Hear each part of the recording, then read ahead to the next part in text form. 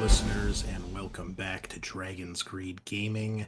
It is I, your host, the Great Unclean One.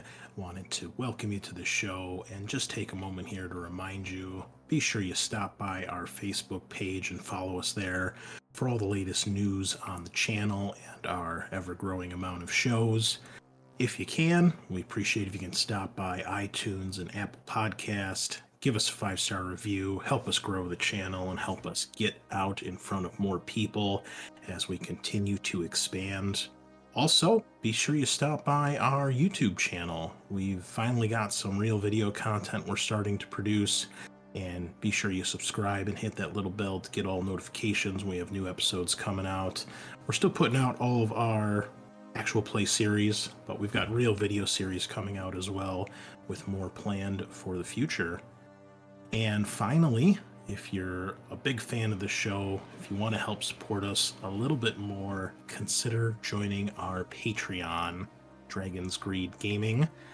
We have a couple different tiers you can check out. Get yourself access to early access to our weekly episodes, monthly artwork from Kyle, get your name up on our Wall of Heroes wall, or check out our Patreon-only exclusive actual play series that we do once a month, a Warhammer Fantasy actual play series called Tales from the Old World. There's something there for everybody, and for a couple bucks, toss a couple coins in the Dragon's Hoard and help us out.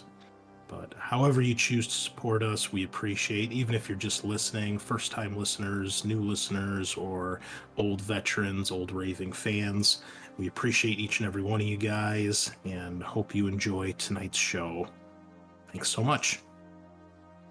Good evening, ladies and gentlemen. Welcome back. It is us, Dragon's Greed Gaming. We are very excited to have you for a game that we have all been eagerly anticipating and are very excited to share with you tonight. We are going to be diving into the world of Blade Runner, the role-playing game by Free League Publishing. If you're not familiar with Blade Runner, then I encourage you to check out our previous 2 episodes. We have one that's like an introduction to Blade Runner, where I talk a little bit about the universe, the films, some of the other media, like the animated series and some of the short films. Definitely check that out if you're not familiar with Blade Runner, because the atmosphere and the environment is really what makes this universe special. And it is by Free League Publishing, so it has some rules you'll be familiar with, but again, we're not going to focus too much on that unless it comes up in game from the players. So if you want more of a rules breakdown, listen to that intro episode as well, as I kind of break down the mechanics. It's very simple, but we're not going to focus too much on that. We're going to try to bring you a much more immersive experience than we normally do. I can't promise sound effects, though, after doing the one Alien episode. That was a bit of a pain in the ass to pull off, but we're going to try to bring you something a little bit more serious and dark and in theme tonight as we go through the starter set adventure called Electric Dreams. Now, unlike the normal starter set adventure, if you've listened to our Session 0, you will know that I've let the players create their own characters for this, which for any aspiring GMs out there, they do actually recommend you can try in the starter set adventure, so you don't have to use the pre-gen characters. I've listened to a couple of podcasts of this particular adventure myself, so I thought it'd be interesting to put a little twist on it and have the players check out how character creation works, so you can check that out in Session 0, and also see if we can make them kind of fit into the story, as it were.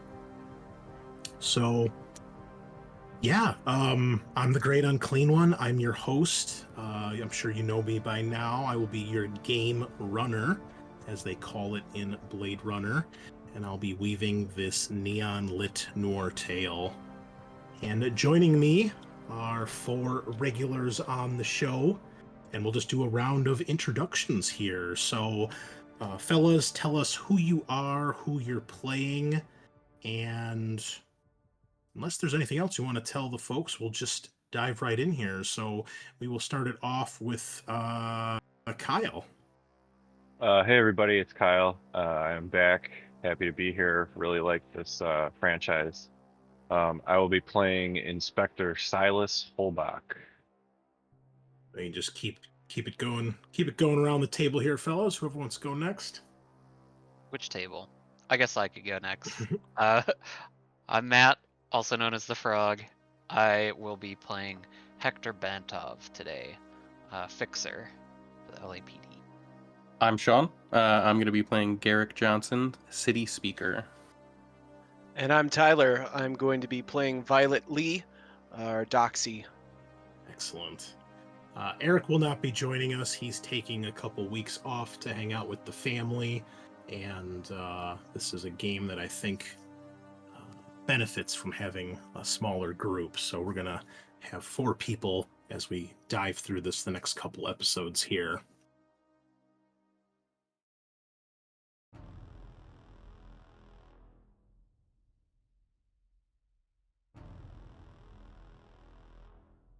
Los Angeles, 2037. A fog-choked sky hangs over the megacity, blotting out the sun, casting a pale gray haze across the horizon. Acid rain perpetually falls from above, drenching crowds below that take cover under glowing umbrellas and see-through raincoats. Towering buildings line the landscape as far as the eye can see. Piercing into the clouds where the mega-rich gaze down upon the mega-poor like gods watching over ants. Traffic clogs the highways, filling the air with the sounds of horns, the murmur of life as the city awakens. Neon signs light up every street corner, while digital billboards offer up every product and vice imaginable. Up above, high-tech spinners soar between structures, avoiding the chaos down below. 30 million people call this place home, human and replicant alike. And watching over it all is the Wallace Corporation. We begin as we zoom in towards a massive structure here in LA, the Los Angeles Police Department Tower, really dwarfing most of the rest of the city skyline other than the massive Wallace Corporation corporate headquarters, which is currently under construction. What's been built is already dominating the skyline and is already the largest structure here, and whenever it is complete, threatens to be the biggest thing the city has ever seen. But equally impressive is the dark, foreboding tower of the Los Angeles Police Department, looking down on this massive city, which requires an equally massive police force. As we zoom in through one of the windows, through one of the many hallways, bustling with officers, staff, citizens, some who are here of their own accord, others in cuffs, we eventually reach a room. And as the door opens up, we see a woman from behind as we zoom in. What does Violet Lee look like as our camera zooms in from behind and then follows her as she enters the door in front of her, Tyler? Let's say she's in her sort of signature look, like if she's going out on patrol. She's about 5-something, pretty petite, but you can tell she's very strong, so pretty athletic build. She has her hair done up in 2 little side buns, so she kind of has like a bit of a younger girl look, and she has a lot of makeup. She's got purple eyeshadow, black lipstick, and she's wearing something that does not look like a police uniform. She has looks like street clothes, almost like a geisha clothes, but a little bit more functional, a little bit more form-fitting. And she has sort of many looks, but this is kind of like a signature one, and not what she's always dressed in when she comes into work. Okay. And we follow Violet as she enters a very familiar door ahead of her. It is a door that leads into a barren, stark white room. All that is inside this room is a simple stool, kind of in the middle, and directly in front of that stool on the wall is a device, a lens with a small light that emits a test that Violet is very familiar with. You've had a specific dream, once again, Violet, that has, as always, shooken you up a little bit. And unlike many other replicants who are always worried when it comes time to take a baseline test, many times when you have this particular dream, you find yourself voluntarily coming to take a baseline test to make sure it's not interfering with you and that you're still able to do your job properly. Why don't you tell us a bit about this dream? As you enter the room, the door shuts and locks behind you, and you take a very familiar seat. I have a dream from when I was a little girl in a foster home, and one morning, the headmistress, Gwen, who was a replicant, bugged out, and I don't remember much, but blood, screams. It was a bloodbath.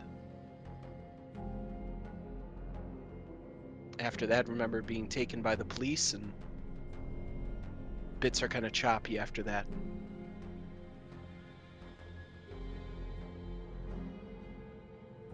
So you sit down in this all too familiar room. You've been here many times since you have been on the Force, a newer Nexus 9 model, but one of the older ones on the Force, as it is nearing your birthday. As a matter of fact, it was just your birthday, quote unquote, about 5 days ago on May 14th. That is when you were, quote unquote, conceived. That was your inception date when you were brought online. And as part of this new initiative that the Wallace Corporation has started to prove that the Nexus 9s are obedient and that replicants are safe to have and the mistakes of the past are a thing of the past, you are a special type of replicant. You are a Blade Runner replicant. And you take these baseline tests to make sure that you are not going off kilter, as they say. You sit down on this stool, and the light on the device in front of you lights up a pale blue color. You can hear the click of the lens as the pictures, the cameras begin to take pictures of you, monitoring your breathing, your biometrics, your pulse, perspiration, dilation of your eyes, all things like that. You hear a familiar voice from which you still have no face to put to that says, Officer VL2-6.33. Are you ready to begin?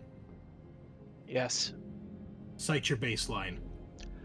Silence is the ultimate disguise. It cloaks the truth and muffles lies. Close your mouth and open your eyes. Then all will think you're very wise. Silence. What do you think of the silence? Silence. Why is everything so dark? Silence.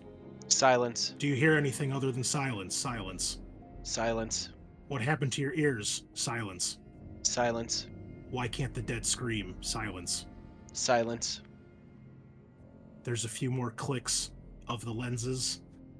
You can hear it rotating, zooming in and out. Truth. Do you wish to know the truth? Truth.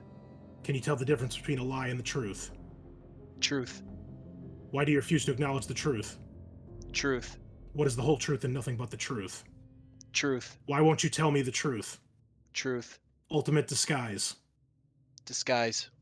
Repeat that 3 times. Ultimate disguise. Ultimate disguise. Ultimate disguise. Ultimate disguise. Why do the screams keep coming from your mouth? Mouth. Can't you ever just shut your mouth? Mouth. Close your mouth. Mouth. Do you know that heterochromia is when you have 2 different colored eyes? Eyes. What would you do if I plucked out your eyes? Eyes. Open your eyes. Eyes. Do you contemplate your existence? Think. Think. Why can't you just ever stop and think? Think. You're so very wise. Wise. Repeat that 3 times. You're so very wise. You're so very wise. You're so very wise. You're so very wise. There's a few more clicks. You can hear the lens retract, and the voice says, "Very good, Officer VL2-6.33. You're dismissed. Report Deputy Chief Holden's office for emergency briefing." I get up without saying anything. All right. As Violet turns back down the hall to make her way towards the chief's office, we then find ourselves in another part of Los Angeles. We see another one of our characters, a man by the name of Hector Bantov. Hector, you've been given some special orders from Chief Holden to find another one of your fellow Blade Runners and bring them in for an emergency meeting. You're in one of the LAPD's special detective police spinners, soaring over the rain-soaked streets of Los Angeles, heading towards the financial district. Who do we see behind the wheel of this spinner? Hector is a very tall fellow. He has close-cut hair that's very dark, and he wears a long and somewhat fashionable coat. You could say he's a bit overdressed for an inspector job. Maybe stands out a little bit too much, but it's important to make a good impression, and he does. So going out to the financial district, I think he's heading to a luxury bar, potentially.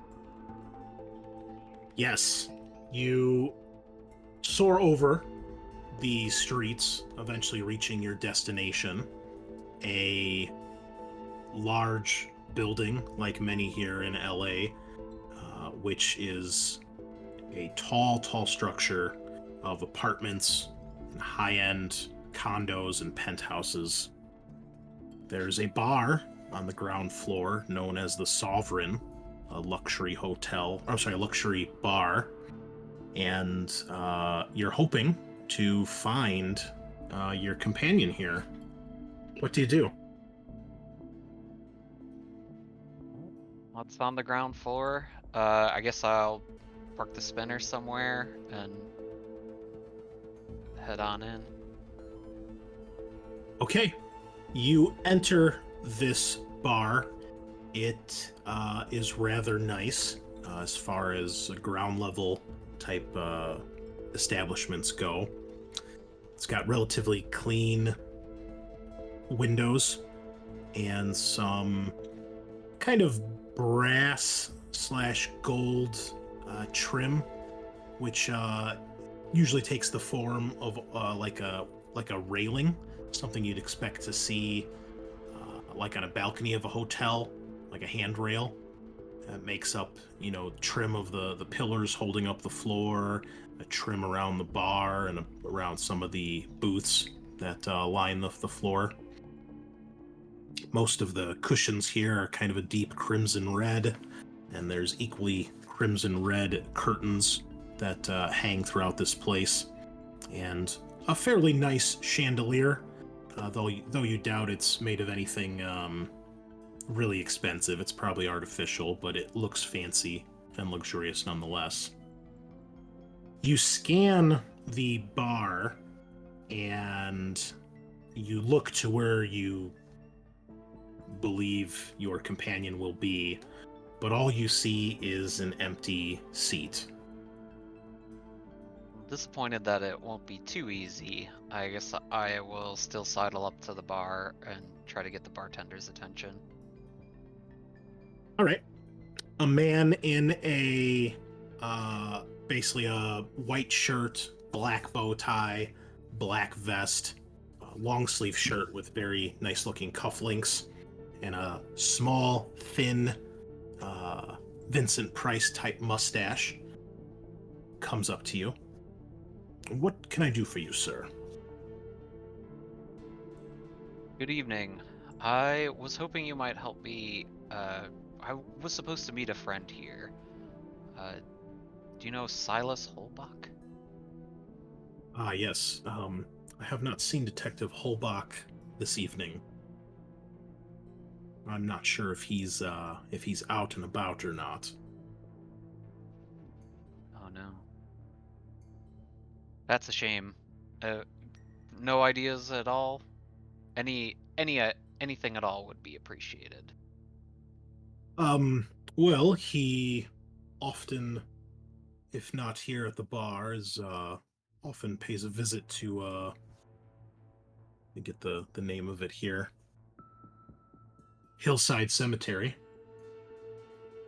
Okay. Well, I shall check for him there. Thank you for your time.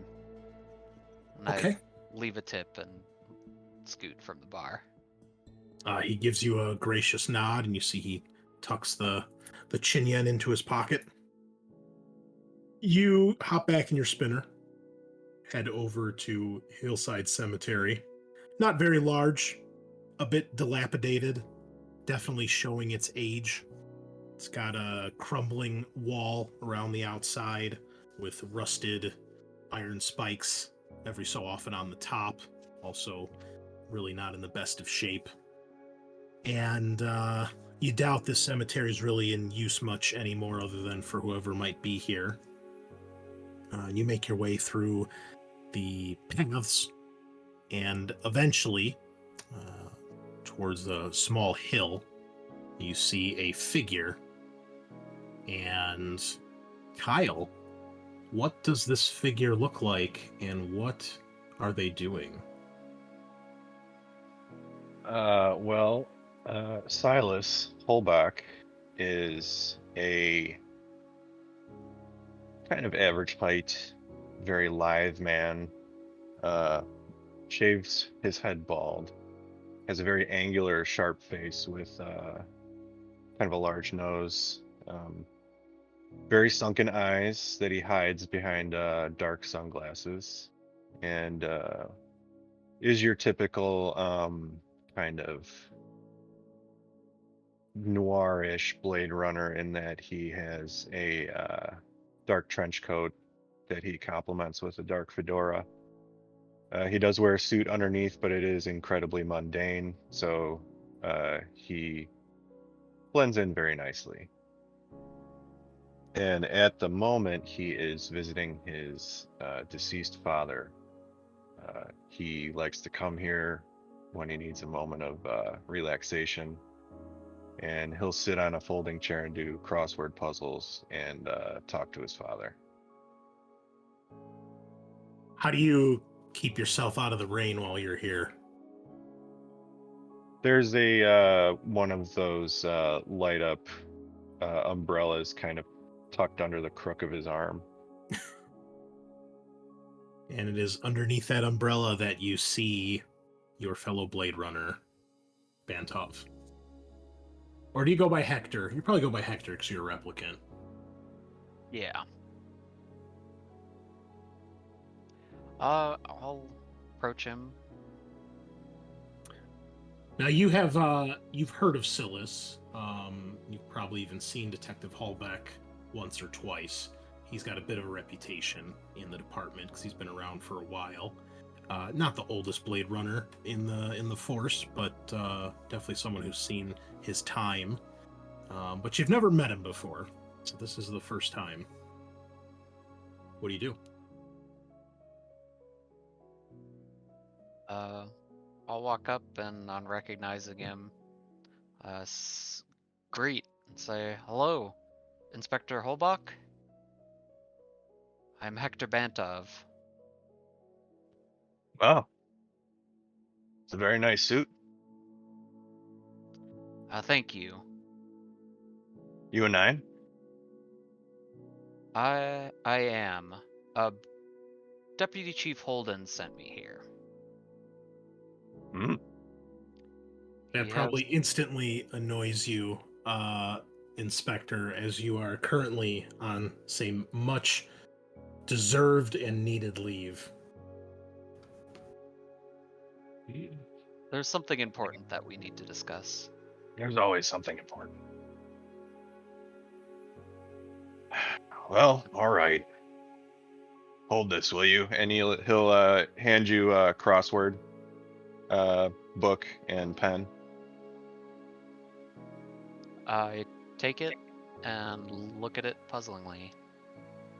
Yeah, so Silas will get up, fold the chair and put it on the side of the tombstone, and over his shoulder say, "Bye, Dad," and clap Hector on the shoulder and say, "Well, let's go see what's so important." Sounds like a plan. Let's be on our way. All right. The two of you hop in the spinner, take to the skies, and make your way back towards LAPD headquarters. As you disappear into the clouds, we shift and zoom in through another window across town, I believe in Sector 5, where there is the LAPD housing. Many of the people on the force here have government-issued and, more importantly, government-paid apartments. Not the fanciest, but definitely probably something that most people on the force would not be able to afford themselves unless they were higher-ups or very experienced individuals. And it is here that we zoom through the window and we see a apartment. And Sean, what does this apartment look like? Why don't you give us a tour? So Garrick's apartment is fairly bare, except for maybe one or two bookshelves with as many actual physical books he can ever find, a desk to work on, and then a bed to sleep in. No real amenities. Pretty bare. No TV or anything like that. Just a desk, some books, bookshelf, bed, and then liquor readily available for when he needs to relax. Do you have an actual bed, or do you have a bed that like pulls out of the couch or the wall or something like that? That would be an actual bed, since he doesn't spend money on really other things. At least sleeping is important. Okay. And what does Garrick look like? Garrick is a little bit taller than average, but he's fairly thin, almost frail looking, with dark circles under his eyes. He's got hair swept back, and then he dresses with somewhat nice clothes, a button-up shirt and pants, dress pants and shoes, but no tie. What a rebel. Yeah, real rebel. And you've begun your day, as you often do, with a grating voice that you've begun arguing with. What we see is a holographic projection of a man. And what does he look like? His digital assistant looks almost like a caricature of like a 1920s noir detective, almost like whoever ordered this for him did it as a joke. As the hologram flickers into life, rousing you from your sleep, you hear this voice that to you sounds like nails on a chalkboard or like rocks being grinded. Hey, kid, come on, get up. You slept enough. Make something of your life, why don't you? Silva, it's too early for this shit. No, it's never too early. You're just always going to bed. Get your ass up. Make some breakfast or something. Yeah. What's the news for today?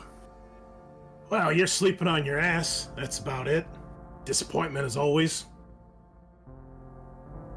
Good to hear. And Garrick will drag himself out of bed. Go start the day with a shot. And what is Garrick's drink of choice? He drinks cheap whiskey. Kind that burns when it goes down.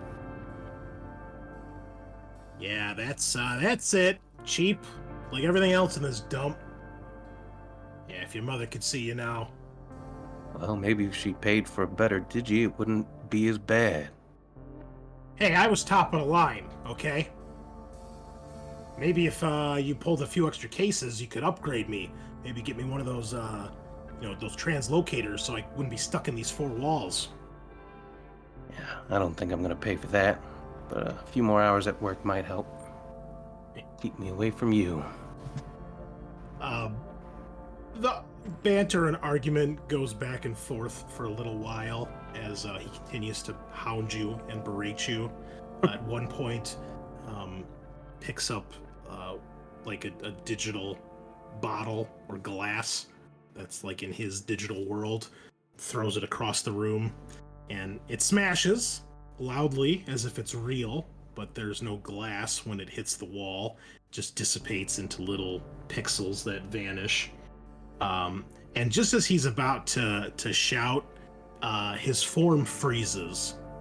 Like he's walking towards you with a big step. He's got his right hand up in a finger like he's about to point in your chest. His mouth is open like he's about to shout some insult at you. And his sound stops, his movement stops, and you hear the buzzing of your your vid phone in your apartment. And there's an incoming call, and you see that it says Deputy Chief Holden. Yeah, you would accept it immediately. Morning, kid. Chief?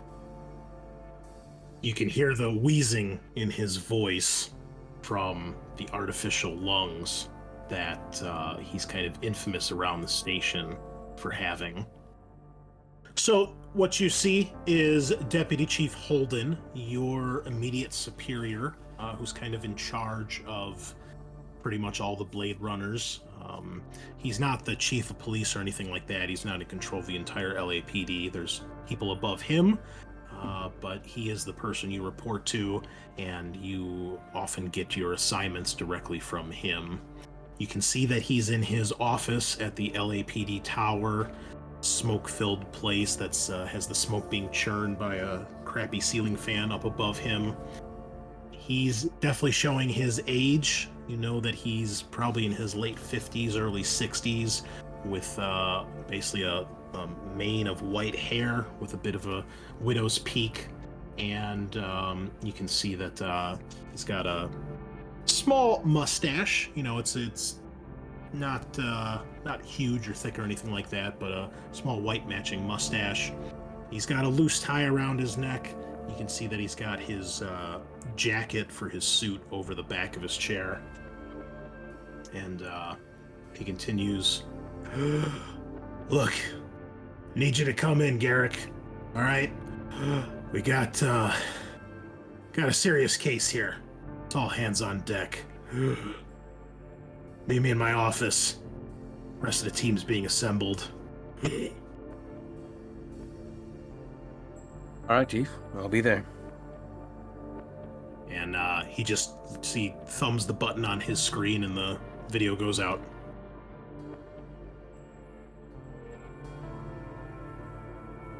Garrick will quickly get ready and turn off the lights when he leaves and locks his door. All right. As you turn off the call, Silva continues, "You are the most worthless, deplorable. You're just the worst, you know?" And Garrick will turn him off. In the middle of a tirade, he shuts off, and you flip the lights off and head out. We then reconvene back at the LAPD tower, where the group of you begin to file in to Holden's office. Garrick, by the time you get there, you're probably the last to arrive. So, Violet, you're the first to arrive, as you are already at the tower after your baseline test. You go past the secretary of Holden's, who works in a small office that's like in front of his, and you walk through her office to get to his door. You see the door is currently closed, and when you walk in, she looks up at you. Here for the meeting. The chief's expecting you. Go right in. I'll walk in. All right, you walk in, and he spins around in his chair, and he kind of looks you up and down with an arched eye, and he says, "Violet, have a seat." I do so. As it looks like he's about to start speaking, at this point you can hear footsteps coming from behind you, and you see two more individuals walk into the room. At this point we see Halbeck and Hector. They emerge. You've seen Halbeck around, but the other individual you are unfamiliar with. Kind of look at him quizzically. Silas is walking in with a pretty stiff gait, and he has his fedora off in one hand and his glasses off in another, and has them extended, looking at the chief like, "You brought me in again?" Sit down. Ugh. I don't need more of your lip, Halbuck. I know you're on leave, but we got an emergency here. Yeah. Surprised you found him so fast, Hector. Not bad. He takes a long drag on his cigarette. Thankfully, he wasn't hiding or anything like that. Yeah, if he knows what's good for him, he won't. And then you hear him shout out to the past you guys through the open door into the office, and he goes, "Jenny, where the hell's Johnson?" You hear her respond, "He's just entered the tower, sir. He'll be up momentarily." Yeah, about damn time. A few moments later, your final Blade Runner, Garrick Johnson, joins you guys. Garrick, you see these other three individuals. You might recognize Halbeck or Violet, but you don't recognize Hector.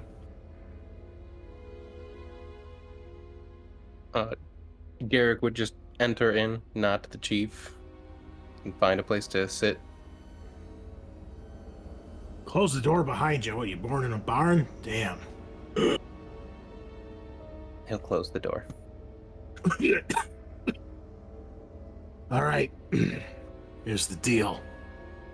Got a urgent situation. We had a shooting last night in Sector 1. This shithole called the Snake Pit. Over on Nightclub Row.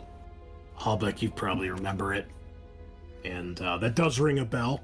It is infamous for being a nightclub / bar where a very famous, as far as the LAPD goes, very famous shooting and retirement of a replicant went down years ago, back in 2019. And you know this because Holden was the one that started that investigation, which led to the assassination of Eldon Tyrell, the head of the Tyrell Corporation, and several replicants were involved. And it is where, you know, not many people know this unless they do the research, but you've known Holden long enough. That is where he got his injuries at the start of that investigation, which ended up getting him a pair of synthetic lungs, which you know is not cheap. And you know, a lot of people have mixed feelings about synthetic body parts and augmentations, but without it, he would not have survived. He continues. 2N9 Blade Runners, serial numbers LH3-7.93 and SN9-1.48.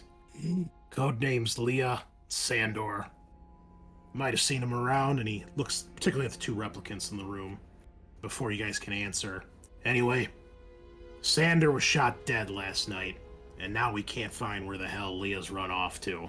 No idea where she is. At this point, he throws down 2 files for you guys, and you can tell they are the like profiles or case files for these two. And let me give those to you. You guys should have 2 new journal entries. Handouts C and D. Yes. Yeah. Okay. Feel free to look through those. They went to the snake pit. Understand they were looking into some Nexus 8 activity, but we don't know what's triggered the shooting.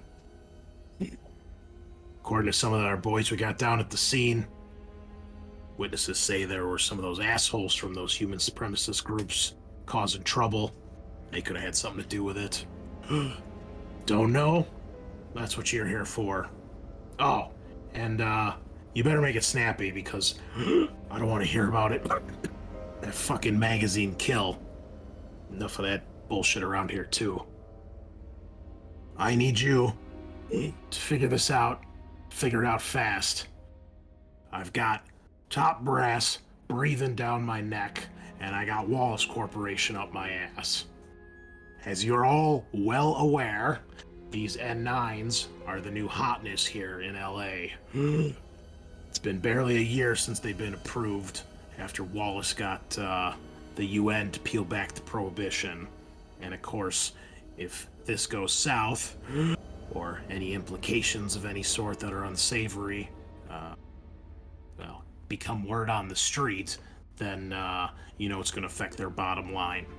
They don't want that, which means I don't want that, which means you don't want that. Capiche? Takes another long drag on his cigar. Understood, Chief. Right. They're letting us run this. I've offered our assistance and full disclosure. Their PR manager, Quell, is expecting you at Wallace Corp. She can tell you more about Leah. And he looks over at Hallbeck in particular. He says, "Play nice. I mean it." He puts his hands up as if to surrender in size. Yeah. Go about this any way you want. Split up, stick together. I don't care. I just want results. I want them fast. You've got all the usual resources you need. Sandor's down on ice. And, well, feel free to check the mainframe for any other information on these two. Maybe the Esper Wall.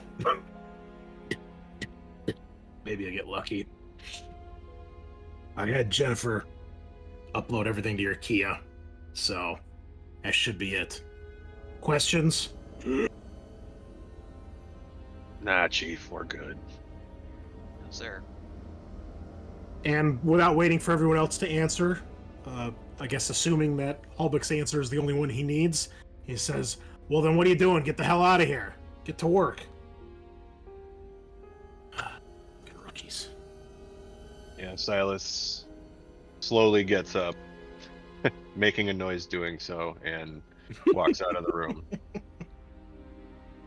The same noise I make every time my phone goes off when I'm on call. It's more like a scream of anguish. But yeah, he would wait outside for the other three. Okay. So, as you guys begin to depart his office, quick little breakdown on one of the game mechanics here, which is how time is measured. A very important feature of this game. Similar to Alien, we have a frame of time called a shift, which represents a couple hours. In this game, in Blade Runner, each day has 4 shifts. Morning, day, night. I'm sorry, morning, day, evening, and night. And basically, you can go to one location and carry out one part of your investigation per shift. So if you were to go to another location and do whatever it is, it's assumed that between the travel time, any investigation, other things in between, that takes up a shift of time. So it is currently morning here on our first day, and you guys can go about your investigation however you'd like. So we'll take it from there, as Silas is the first one out of the office. What does everybody do? I think Violet gets up and goes to the locker room. She sort of changes into something less flashy, just regular clothes, and takes off her makeup and puts her hair down and kind of looks like a different person a bit when they see her outside. All right. So maybe she's one of the last ones out. She has to change if they all file out. Everybody else? Yeah, Garrick will just meet with the others outside in the hallway. All right. You're in one of the many, many hallways that line the LAPD tower. You're up towards some of the upper floors, this being where the chief is at. Much like the rest of the city, the divide between those up top and those below is seen even here in the LAPD. Whereas the upper floors you can't even get to unless you've got a special invitation to get to some of the top brass. Holden's floor does not have anywhere near as much security as that, but it's not quite as crowded as some of the lower levels are. So occasionally another officer or a staff member of some sort, a clerk, is scurrying down the hall doing whatever task they have to deal with.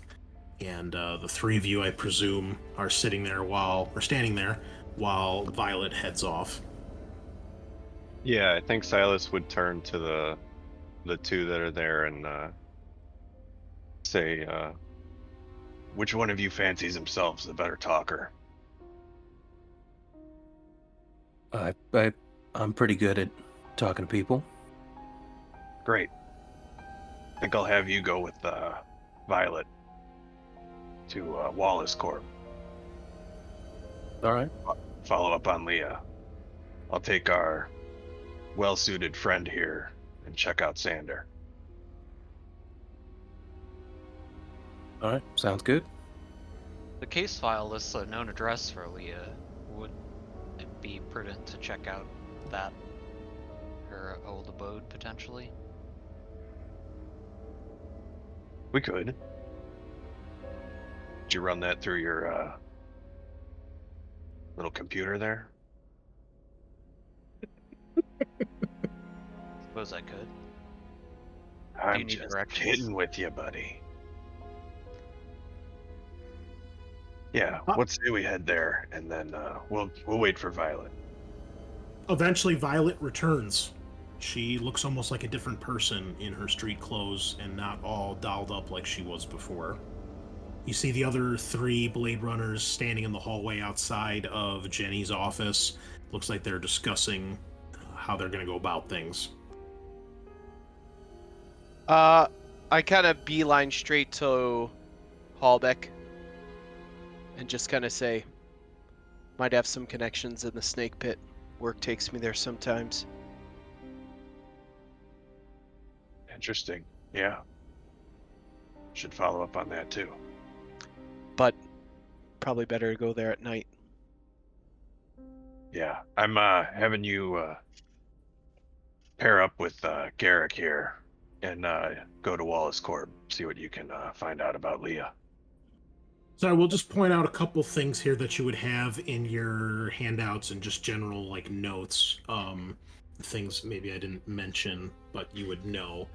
The snake pit is, because this happened just this morning, it is still an active crime scene. And then he mentioned Wallace Corp. He mentioned the morgue and the mainframe and the Esper Wall, and then he also had mentioned the human supremacist movement that supposedly witnesses place there at the snake pit. So those are some of your starting leads. You're free to utilize any resources in the LAPD or that your own personal character has in any way that you see fit.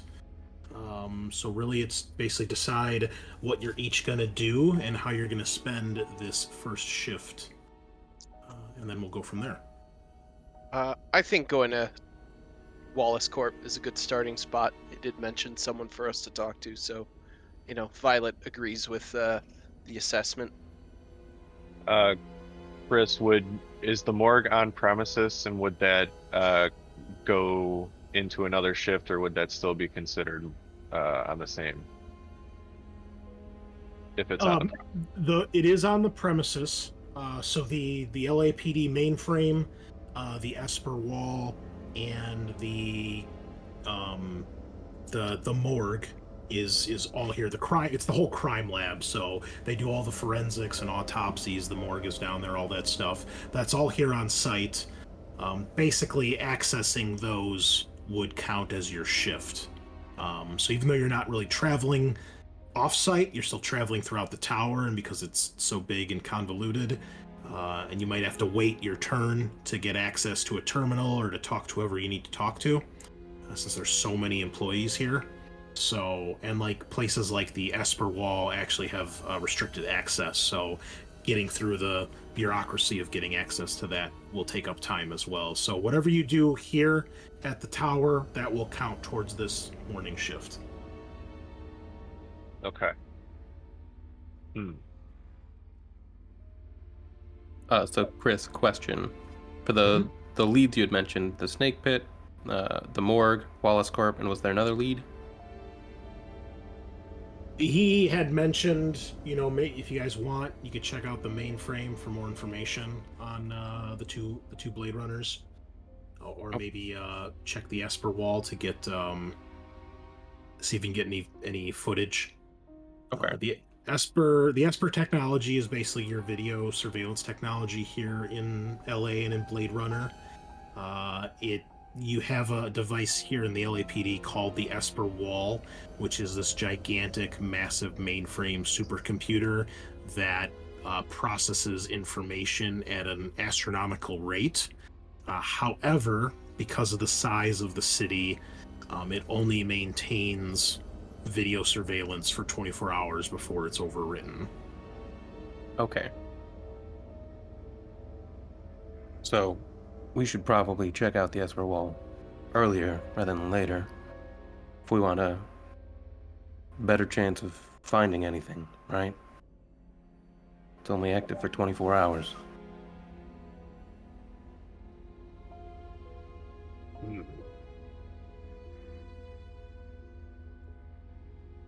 I think two of us could strike out to stay in the station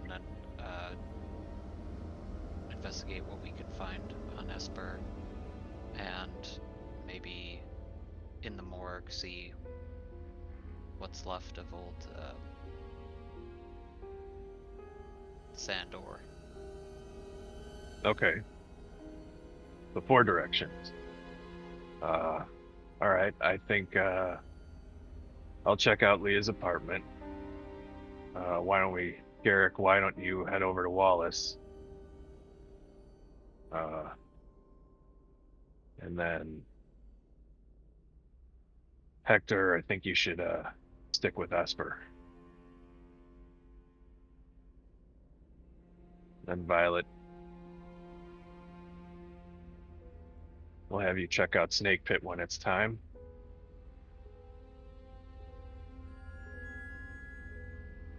All right. Sound good to everybody? Yeah. That works for me.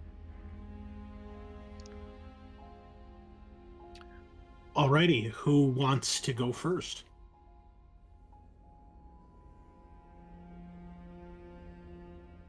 If I can kick off first to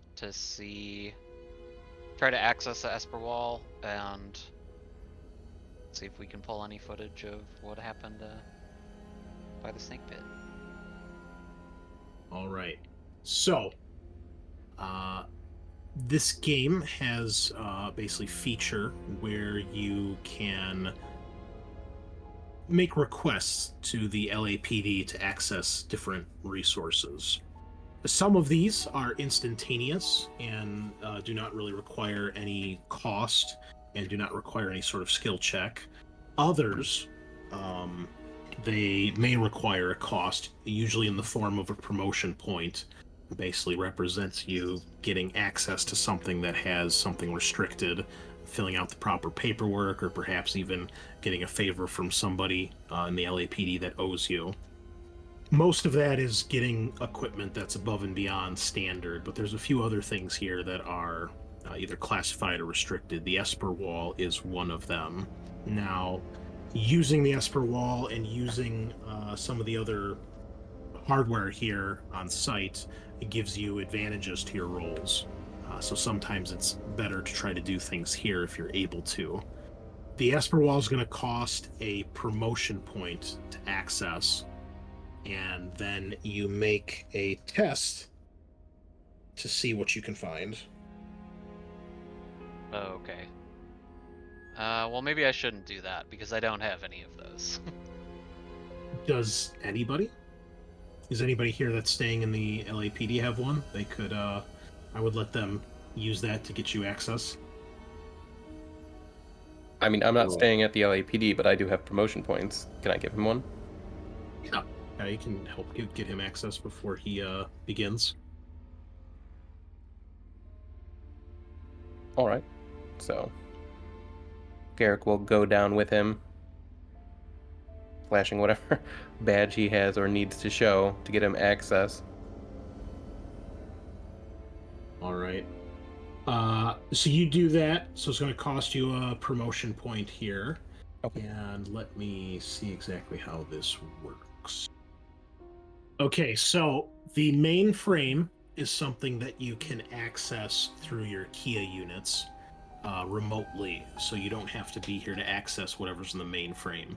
And the mainframe will have all sorts of information like criminal profiles, police reports, and things like that. However, if you access stuff directly on the mainframe here at the LAPD, you will have advantage on your tech rolls. The Esper Wall is this massive, as I said, massive wall. It's got dozens and dozens of monitors and camera feeds all throughout the city with just insane computational powers and processing this endless stream of data from everywhere. Now, because it is restricted access, you can't access it remotely. You have to put an official request in here, which is what you guys are doing now, and it can only be accessed on site. So, this is going to require a tech test, Mr. Hector, and you will have Okay. advantage here.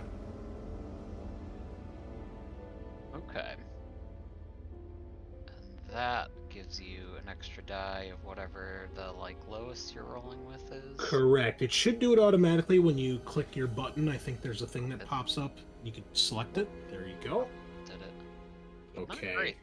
So no successes. Not great. Would you like to push the roll? On what does that involve again? So just like in Alien, if you push, you get to reroll any of your dice that are not currently a 1, which in this case is all of them. So you have a chance to get a second chance to get successes. However, if any dice you previously rolled or roll on the reroll come up as a 1, they cause damage. In the case of a empathy or an intelligence test, you take a point of stress. In the case of a strength or agility test, you take a point of health damage. Now, replicants, however, they only ever suffer stress when they are pushing a roll. They don't ever suffer physical damage, so they only suffer resolve damage. And a replicant can push twice if they choose. Okay. Well, we spend a promotion point, so I might as well kick one in here. All right, there you go. So 2 successes, no 1s come up. And just like in Alien, you generally only need 1 success to pass a test here, unless it's opposed, in which case whoever has the most successes wins. Or in combat, if you get 2 or more successes that are unopposed, that's how you can score critical hits. In addition to if you get dropped to zero health, you become broken. So that's why you generally would want to fish for more, but 2 is plenty here. So you go through some footage, finding the time frame from the previous evening and the area around the snake pit. And what you see here is, let me give you the guys the right handout.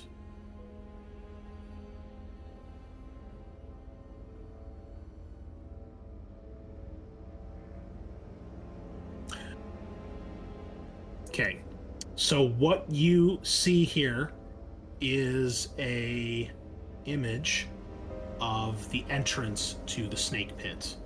There are plenty of people roaming the streets with umbrellas. You can see traffic moving through the image here, and there in the distance is a metro cab that you can see someone rushing towards and getting in and leaving rather quickly. Do you guys all see that handout I gave you?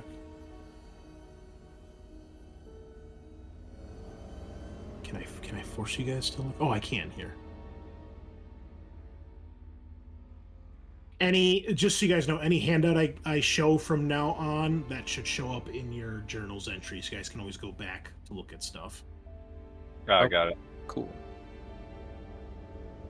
Yeah, so listeners, this is a game that gives you lots of cool props to hand out to your players, actual photos and case files and things like that, to kind of really draw them in and let them actually look and see if they can find information rather than the GM necessarily telling them everything. They actually have to look like detectives and figure it out.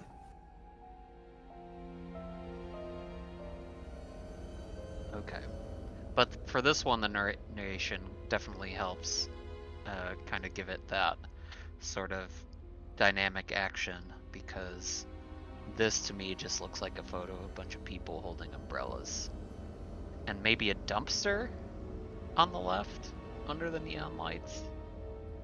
That is the street. That is some sort of vehicle. On the right are dumpsters, and in the top right corner at square 210, that is the metro cab you can see.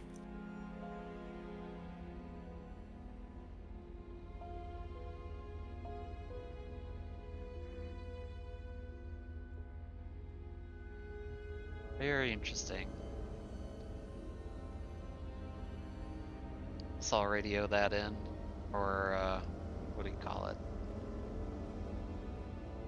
Well, your Kia Kia. device, yeah, it kind of acts as a phone, so you can either call or send basically a text message. You know, use it like a radio or a actual phone. So, however you decide to inform the rest of the group, you can.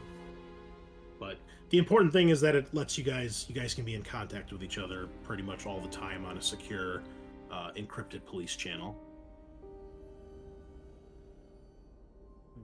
No smoking gun on the Esper as far as we can see, but it looks like a potential suspect ran into a metro cab and absconded from the site in that way.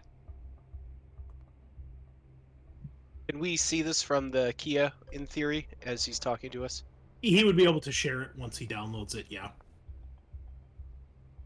Let me take a look. What do you want to try to do here, Violet? Anything specific? I want to notice that do I notice this umbrella pattern? Is that of any significance? It doesn't seem like it to you. However, you can attempt to zoom and enhance on these things, just like in the. I think I don't know if they do it in the second film, but in the first film, when Deckard, you know, he's got that device and he's like zoom, enhance, and then Yeah. it can actually it can go around like it's in a 3D, so it can like actually go around objects that are blocking the path to see stuff that's out of line of sight originally. You can attempt that. It'll require another tech test. Sure. Now, you will not have advantage because you're doing this on your Kia. You're not actually at the station, but you can still attempt it now that he's sent you the image. Would it be better if he does it on the image? It's up to you. I mean, you're looking at it right now, and you said you want to take a look at it, so Why don't give we it a shot. like to enhance 10-2, see if we get a better look at the vehicle. Okay. Give me a tech test, please. Right. Not gonna be good. Ooh. Do you want to push? No, Okay. not super worth it. So Chris, would that feature that you're talking about, where you can like manipulate the view, would that allow us to like see from a different angle? You could see around this pylon. Potentially, yeah. Okay. So Garrick will ask Hector, can you manipulate the image and see if we can get an ID on maybe the person in the car or the driver or like a license plate? Oh, Same yeah, thing, Hector. Another tech test. You still have Sure. advantage here.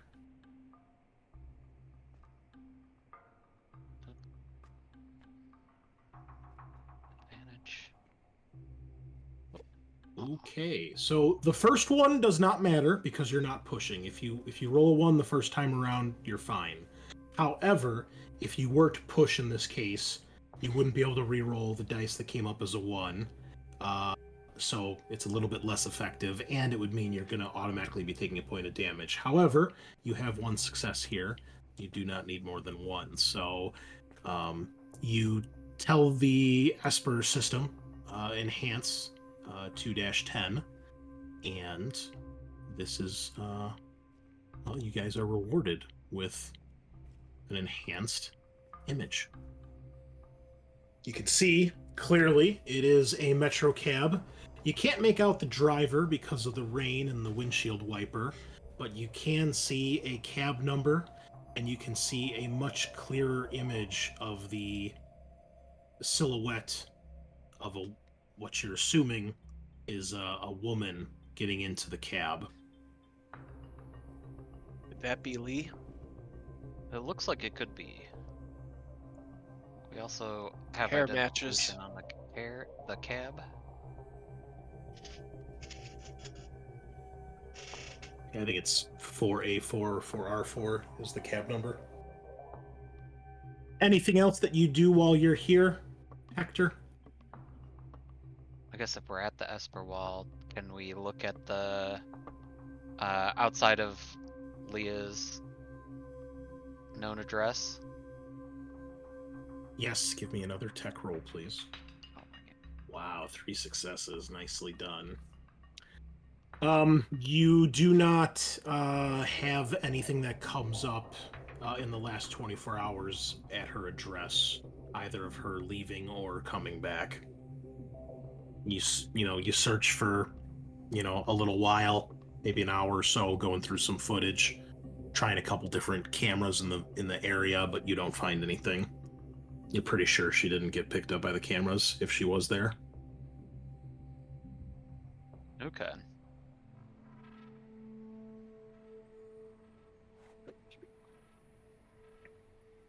I'll relay that. If you go out to the apartment, Leah's known address, for the Esper, it seems unlikely that you'll conveniently find her sitting on the couch. Copy.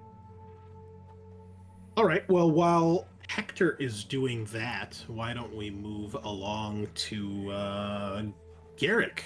Where are you going? What are you doing? So Garrick will get in his spinner and make his way to Wallace Corp. And are you going by yourself, or is anybody coming with you? I'm still going with. Okay, so the two of you are going to Wallace Corp, huh? All right. Well, you hop in the spinner, take to the sky, and begin making your way across the city to, as you can see on the map here, this gigantic structure that dominates the city. So LAPD is kind of right here in the middle.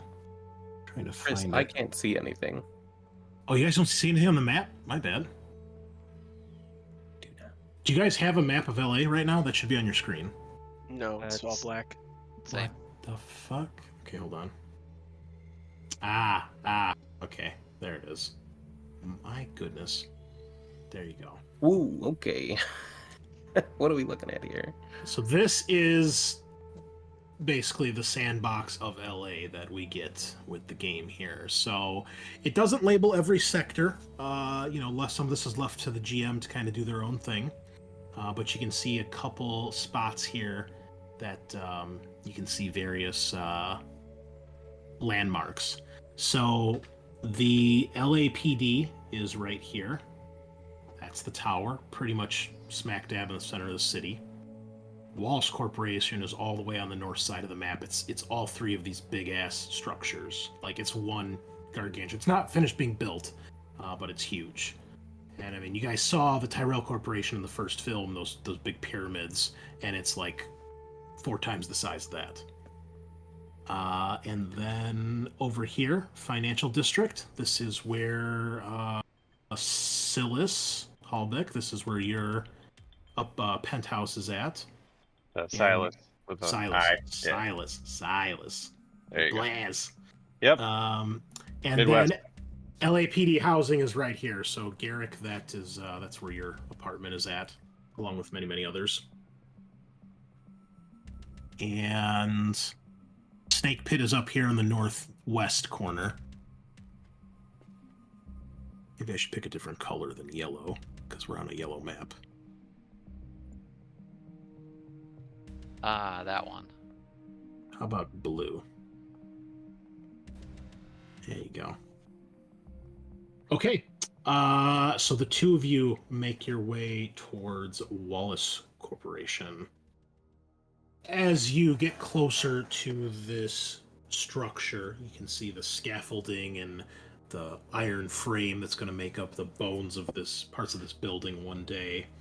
But the tower of Wallace Corp just towers over this sprawling cityscape of its own miniature city within LA. It leaves no doubt as to who really wields power here in Los Angeles. And you bring your spinner down. As you approach, you guys get a message, requesting identification. They check your credentials, give you access and clearance to land. You bring your spinner down in this huge internal garage where you descend into this cavernous and eerily empty interior of this building. A replicant, very obviously a replicant, comes to greet you guys, and he asks you to follow him after you tell him what you're there for, to bring you up to Quell's office. You find your way winding through several long corridors. Most of this place is rather dark, with like an eerie golden lighting throughout much of it. There's this creepy but calming waviness of water reflecting on many of the walls. Sometimes you can see it off to the side or underneath a walkway that you're walking on, and other times it's impossible to tell exactly where it's coming from. Eventually, you make your way to a nice... Meet this woman. She's wearing a short-sleeved black and gray dress that goes down to the floor. The top part is kind of zipped up to her collarbone with a very simple, plain, rectangular metal zipper. And it's got a small collar that comes up to a couple inches below her chin line. Her hair is pulled back in a tight bun, dark, kind of brownish hair, and her skin complexion's a little darker, maybe like if she was of Italian descent or perhaps Spanish. She's got kind of ashy makeup around her eyes, and otherwise, though, very well put together. A fairly attractive young woman, you guess probably in her 30s. And she's standing over by a window, staring out over the city. And when your guide brings you inside, they open the door and let you in. And she turns to face you. And thank you for joining me, detectives. So very prompt of you. Very good to see. Please come in. Have a seat. Yeah, Garrick will walk in and take a quick look around the room, just trying to get a feel for whether this person has a lot of decorations or if it's very sparse, lots of papers, business related, or more luxury. It is definitely luxurious, but it is very plain, and it is very organized. The room itself is almost kind of like this reflective, like black material that makes up the walls, the floor, and the ceiling. You can't tell if it's glass or marble or some sort of polished stone. There's a long table in the middle, kind of like a conference table that could probably fit like 6 to 10 people, each with very simple but very nice looking chairs. She has a desk off on one side of the room that's up on it's like a step above that looks over the rest of the office, and really not much on the desk. Very clean, and she's got a commanding view of the city. And there's this glow of these amber and kind of light blue lights that just kind of seem to come out of nowhere. It's hard to tell where they're actually emanating from, but it gives a lot of creepy shadows that cast over parts of this room. Can I get you detectives any refreshments before we begin?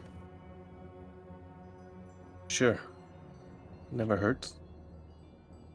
And you see she snaps her finger to the replicant that brought you guys up here, and he gives a quick nod and goes over to a wall where he presses some sort of hidden panel or switch, and you see one of basically the tiles on the wall kind of pops open seamlessly. You couldn't even tell that it was a tile, and there's like basically a bar behind it, and he begins to prepare some drinks for you. I hold my hand up and say no thanks before they waste one on me. Okay. Do you request anything particular, Johnson? No, just waiting to see what they provide. Okay. So as he's pouring the drink, Quell motions for the two of you to sit down, and she kind of stands in front of her desk, looking across at you guys. Again, detectives, I appreciate you coming here so promptly. I'm glad to see that you're as dedicated to this as Chief Holden has made clear. Seems like an important case, so wanted to start early. Good. Well, I hope then I don't have to stress the importance on it myself then, since you seem to already understand the caliber that we're dealing with here. Suffice to say, this incident is troubling, and we would like things dealt with as quickly and discreetly as possible. Any sort of news that got out about a Nexus 9 being involved in a shooting of any sort, whether a victim or otherwise, not something we'd like to tarnish our reputation or that of our product. Makes sense. So, what do you know so far, and what are you doing to proceed with your investigation? How do you plan to get to the bottom of this? Well, some of that's all obviously confidential, but we're starting. Is it, Detective? The Chief Holden clearly expressed cooperation and disclosure in all things in this investigation. I should hope I shouldn't have to remind him that his detectives are already withholding information when we've just started. We're not withholding anything. We just started. Her eyes narrow at you. She doesn't say anything, but she's boring into you with her stare. You're our first stop. We're hoping you could tell us some more about the models. What would you like to know? There's something that could have happened between them that would cause one of them to shoot the other. You think one of the N9s, a Blade Runner, shot and killed their own partner? That's what it appears. And I pull up the little thing on the Kia and show her that square of 10-2. All I see here is a potential suspect or individual leaving. What about this supremacist group I've heard so much about? They're all over the city, causing all sorts of trouble for our new models. Have you looked into that? You didn't answer my question. She gives a look over to you, Johnson, which you can tell is extremely dismissive of Violet, and looking at you like you're the one responsible for this.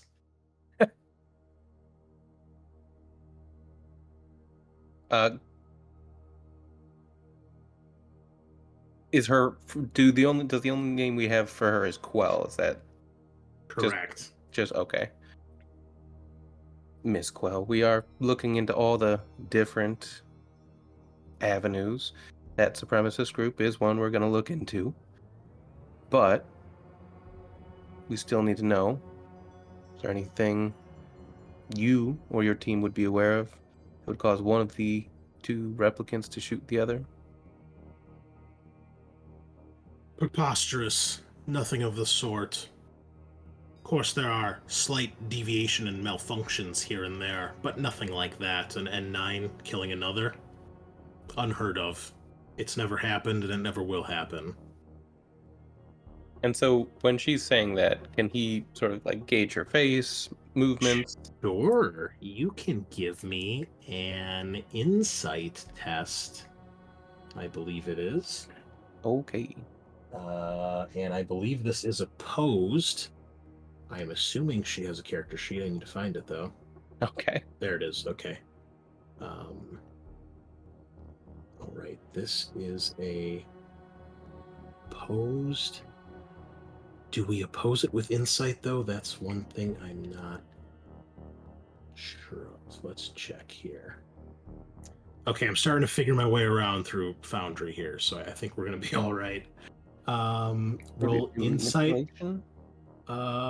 Look at you. Insight is used to oppose rolls to resist manipulation. Oh wait, no, that's not it. Oh, I'm sorry. It's not opposed. You have to roll here. You could okay. use insight to oppose manipulation if somebody's trying to get you to divulge information or like interrogate you or question you. Mm. But it seems like insight is just straight up. Okay. So this could potentially be a thing where, depending how tight-lipped they are, if they're hiding something, it might require more than one success. Mm-hmm. So you've got 2 successes here. Are you happy with that? So if I push, do I lose It'll- those 2 successes? It'll re-roll both of them. Yes. Yeah, So I'm just could- gonna stick with could- 2. You could potentially get the double successes and get 3 or 4, but Right. Yeah. you know, So I'll just stick with the 2. Okay. She is very, very hard to read. You're not sure if she's hiding anything or if she's doesn't really have anything else to add. There's nothing that gives her away as if she's lying, Mhm. but it's like trying to read a stone wall. Okay. All right, Miss Quell. Well, we are currently doing our own investigations. Are you looking into this in any way, or? Why do you think we've reached out to the LAPD? We figured we would have the city's best and brightest look into this. Considering the relationship that the LAPD now has with the Walls Corporation, we seemed it only fitting to give you the chance to get to the bottom of this. And then she looks over at Violet and then back to you and says, and as a chance to show that our new Blade Runner models are up to the task. Well, we hope to get results as quickly as possible.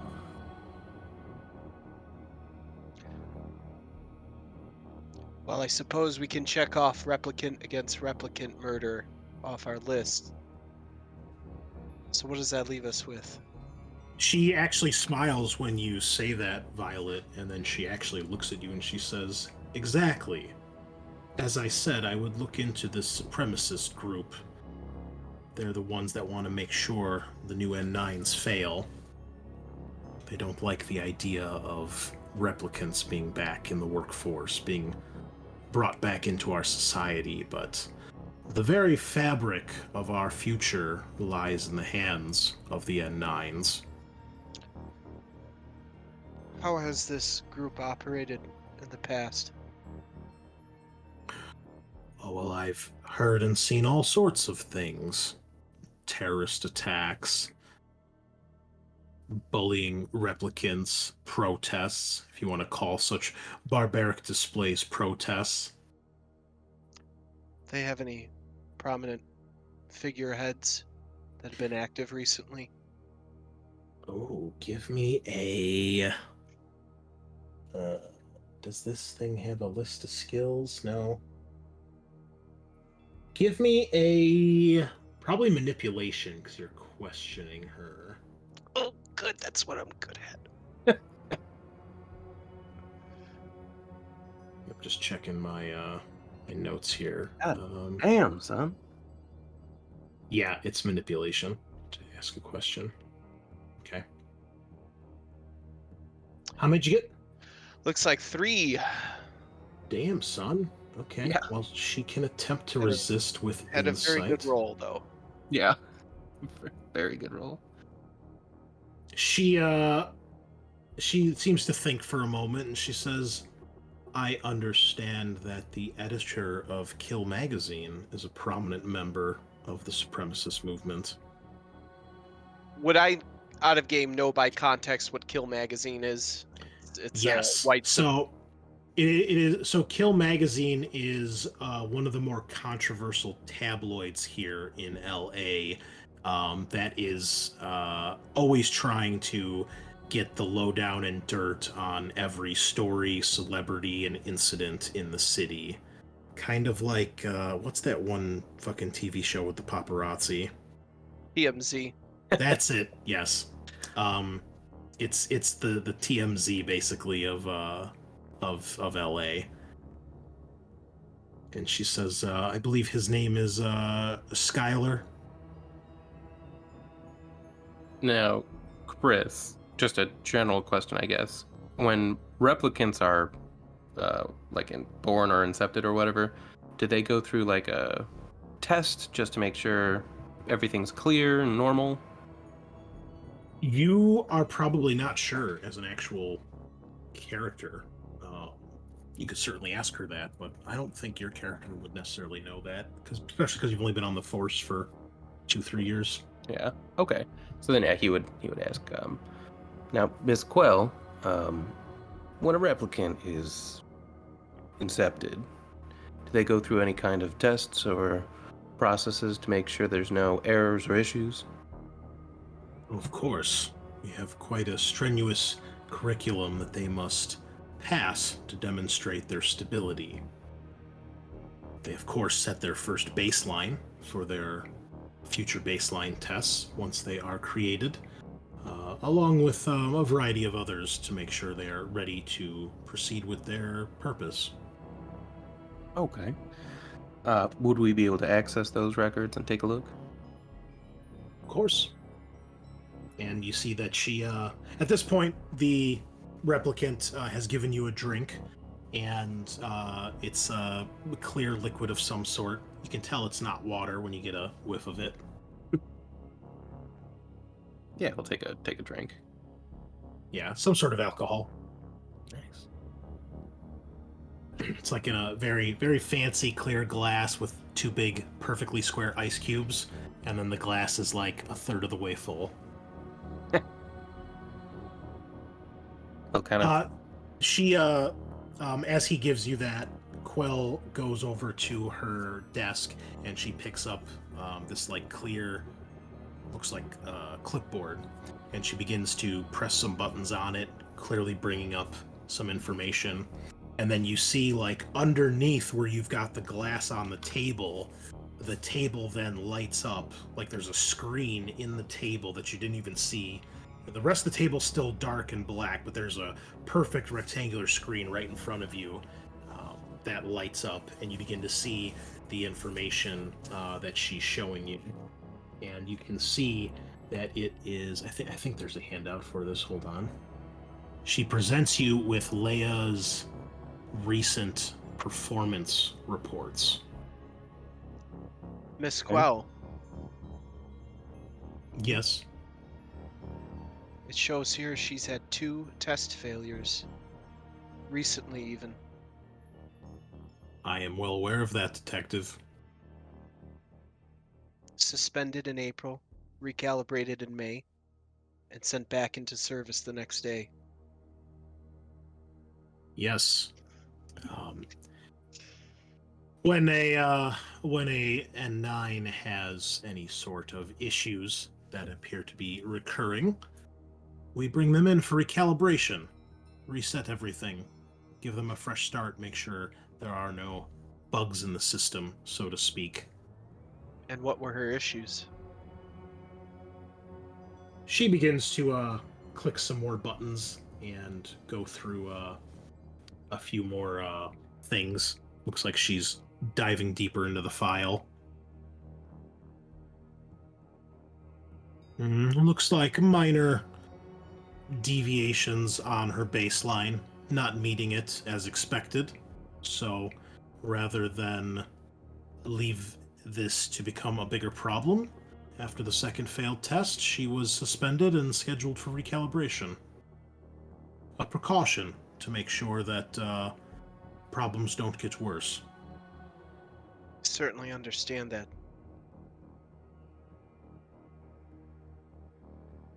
Is this something that we can then send off to the other members of our team? Yes. Yeah, so he would send that off. And then, do you have one for Sandor as well? She goes through a few more things. And after a moment, no, it appears the model in question has not had any issues since their inception. For purposes of the game, does it actually say what the minor variations were, or the things, or is that just supposed to be ambiguous? You're not sure if she's keeping something or if it is just minor nonsense that doesn't matter. Because you would know as a replicant that even being slightly off a baseline could be something as simple as, you didn't.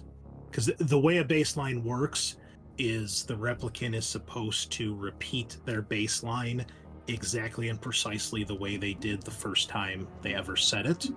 Because the idea is that the first time they say it, they should have a completely blank emotional slate.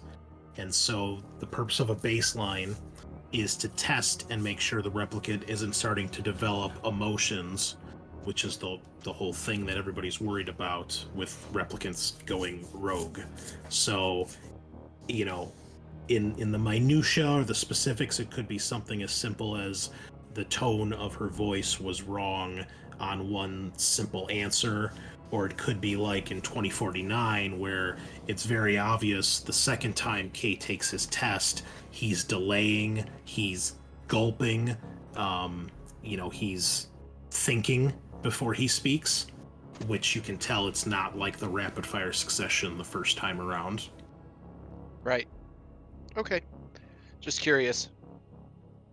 So how they, read that or the specifics of that, they don't really get into that in anything that I've read.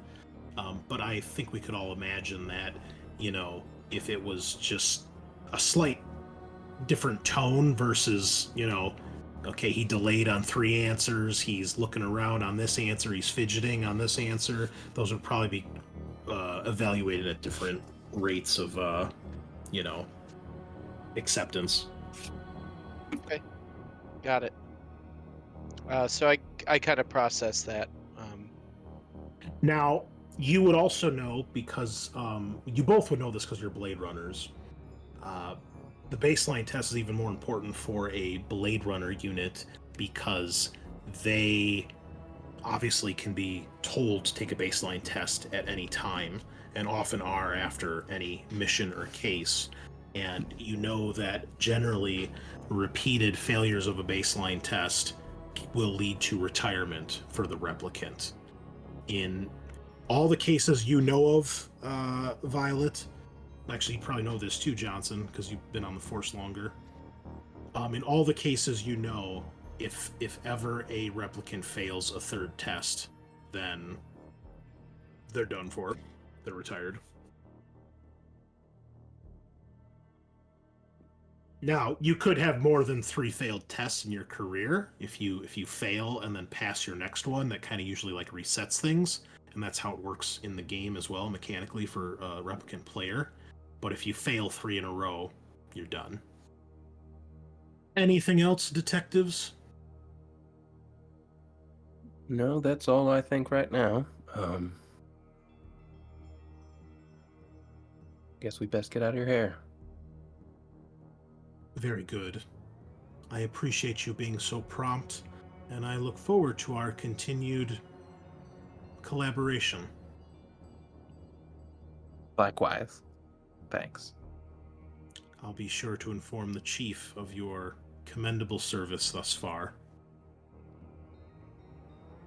And she gives you a smile, which is hard to tell if it's genuine or sarcastic. It sounds genuine, but part of it doesn't feel genuine either. Eric will give her an uncomfortable, forced smile, and then nod and start to walk out. Let us take our break, and we will be back. All right, folks, we're back, and we're going to switch on over to our lead tech detective, Inspector Holbeck, what are you doing as you have kind of split the team up and sent everybody on their little errands? I think I will go ahead and check out Leah's apartment. You hop in a spinner solo and you make your way over to Sector 5, the area where the LAPD housing is located. You're familiar with this area. You once yourself had a place here, one of the small but functional and, more importantly, free apartments that are provided to the LAPD force. You go by a bunch of familiar buildings until eventually you find the matching address for Leia's place. It's a pretty rundown looking building. As you enter inside, you can see graffiti and other garbage and detritus throughout the hallways. There is a staircase that winds up and up in kind of a square shape that goes up through the many, many floors. And you can see that there is an elevator that is off to one side in this lobby. All right. Let me look at her apartment number. She's up on the 13th floor. All right. I will make my way to the elevator. All right. You click the button and the door comes open about a quarter of the way and then stops. And then it starts to close again. Interesting. Okay. So that means it's broken. It seems like it. Did you just try it once and say fuck it? I'll go again. Maybe hit the button harder. You press it a few more times and the same thing, it opens and then it's clearly getting stuck on something and closes before it's fully open. Ooh.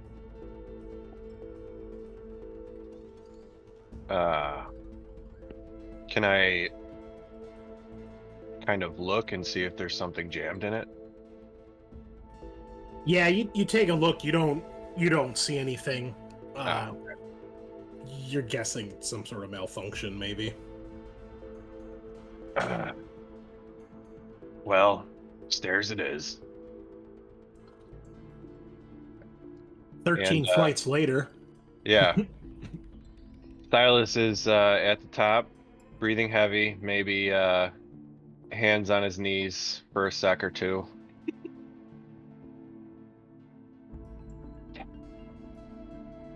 And then continues on to the door to the apartment.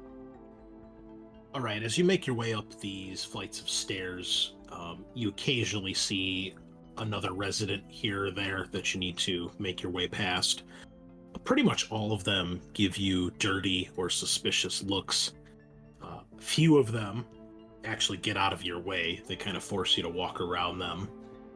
When you get up to the 13th floor and Leia's address, you can see the words "skin job" graffitied and spray painted on her door. As you're kind of looking at this, seeing the dirtiness and the filth that fills this place, there's a large, burly guy that is kind of hanging out in his doorway. He is drinking a beer of some sort.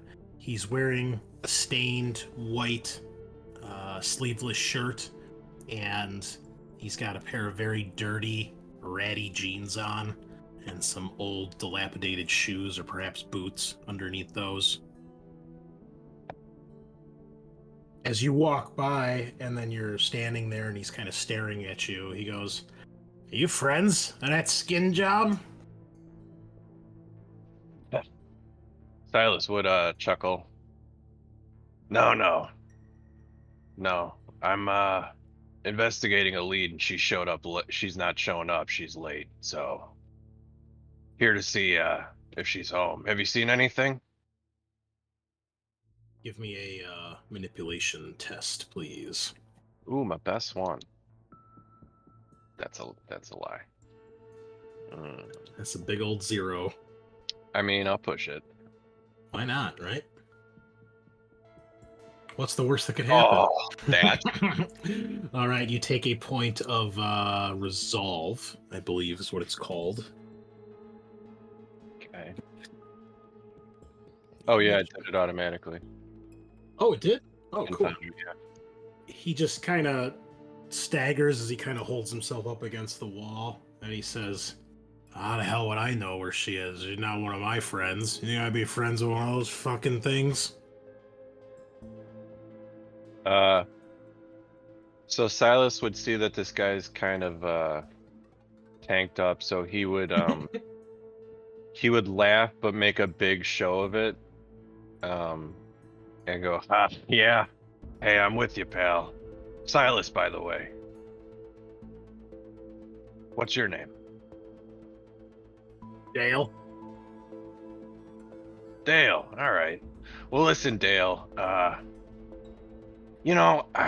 I'm kind of hoping that this experiment they got going on downtown kind of phases out. You know what I mean? So anything would be helpful. Like, is she loud?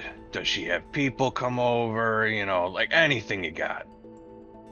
He kind of looks around to see if anybody else is listening, and he just says, "I already told you, I don't keep tabs on her. She comes and she goes, and you know, I don't know what those fucking skin jobs do. You know, I haven't seen her in a while, but I don't keep tabs on her." No, all right. Yeah. Hey, no problem. You know, I don't want to bug you. And you know, if you got a day off or something, I know how that is. I'm in on my day off. You know. He kind of grins at that a bit.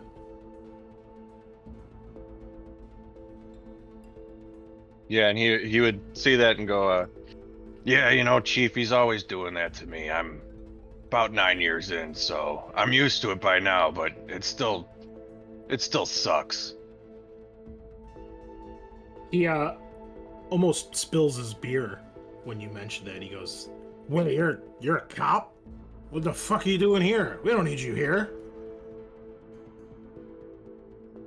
Silas would grin and go, easy, fella. You know, I'm looking out for you guys. You guys want these skin jobs out of here, then, you know, I'm trying to do that.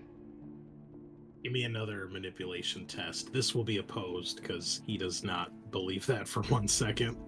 Yeah, neither do I. Does he have stats? He does.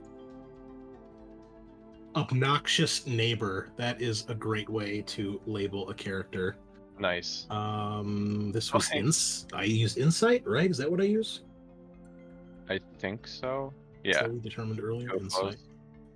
Yeah, and I got both a success and a fail. Well, the fail doesn't matter unless you push. Oh, okay. So you have a success. So it is opposed. He kind of arches his eyebrow as if he doesn't quite believe you. And he says, yeah, okay, so these fuckers are causing problems and now you're here. What about all the other times we call you? You guys never show up. Guns going off and cars racing around and people running up and down the stairs, and you know what? Fuck you. And he just goes inside and slams the door shut. Silas would sort of shake his head and kind of peek around and see if anybody kind of peeked their head out listening to him go off just then. Yeah, you're pretty sure you see like other people duck in back in their apartments, or you hear, you know, a door down the hall or lower floor or above upper floor close. Okay. All right, so clearly nobody wants to talk. Okay. So In terms of gaining entry to her apartment, would there be a way to do that with my status? Well, her apartment is locked.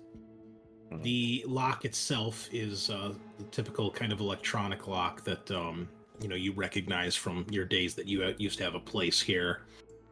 The easiest thing to do would be to break it down, or you could try to hack it and bypass the lock. Hmm. So it'd be either force to break it down or tech to try to hack it. Doc is actually a little better, so he's gonna try and hack it first. Okay. And then when all else fails, smash it. Wow. Ooh, look at that. Double success. All right. The 10 pays off, and you are probably even surprised a little bit yourself as bead of sweat starts to form on your head. You're probably muttering under your breath about this damn technology, but you do eventually hear the beep, and the light goes from red to green, and you hear it unlock. I would unholster the PKD blaster from its hiding place underneath my trench coat and just have it at the ready. All right. As you enter, you are greeted with a very typical scene. I got a couple things here I need to show off. Let's do this. It's over here. It's over here. So this is the door right here that you make your way into. So you see a typical apartment. There's like a long hallway that goes from the door to the main living/bedroom, and off to your right is the bathroom, which you see then connects to the kitchen, the kitchenette, which is in between the living quarters and the bathroom. The kitchenette is fairly rare. It's not many people in LA have a place to cook food in their homes. Most people these days, they just get all their food from the street vendors, or they'll have it delivered from a street vendor. But this is one of the perks of being part of the force is even though it's not a luxurious, massive kitchen, you actually have a cooking area. So, but more or less, it looks very similar to Kay's apartment in 2049. That is the living quarters that you see. The hallway that's lit up on the left is the kitchenette, and the light is where the bathroom would be. And then the darker hallway on the right, where it's kind of a bluish gray color, that's the front door that you're coming through. Okay. So you see that she has a bookshelf right at the entrance to the living quarters. She has the typical bed that comes down from out of the wall.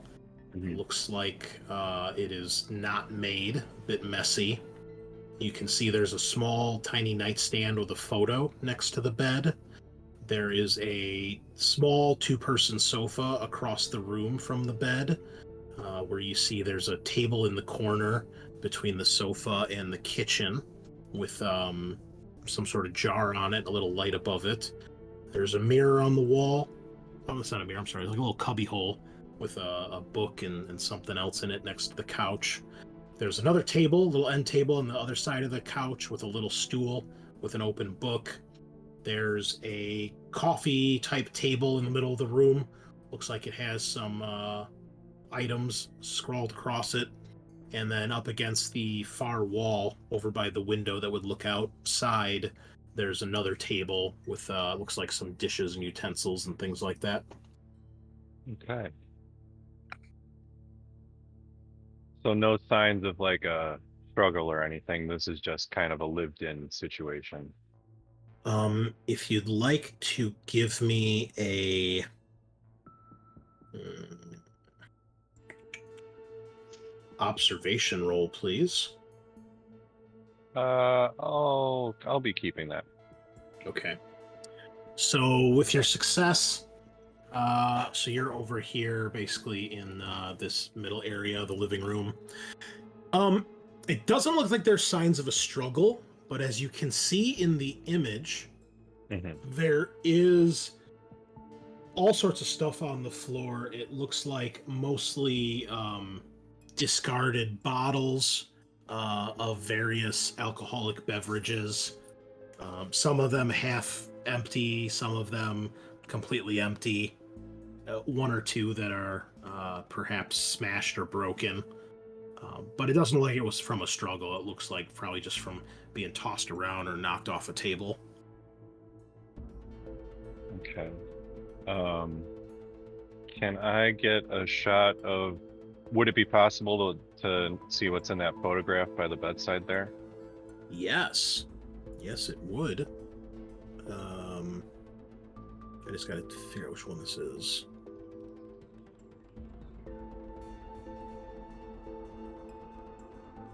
And also, I forgot to ask Chris, is there a way to, so the Kia, can that snap pictures as well, so I can like document?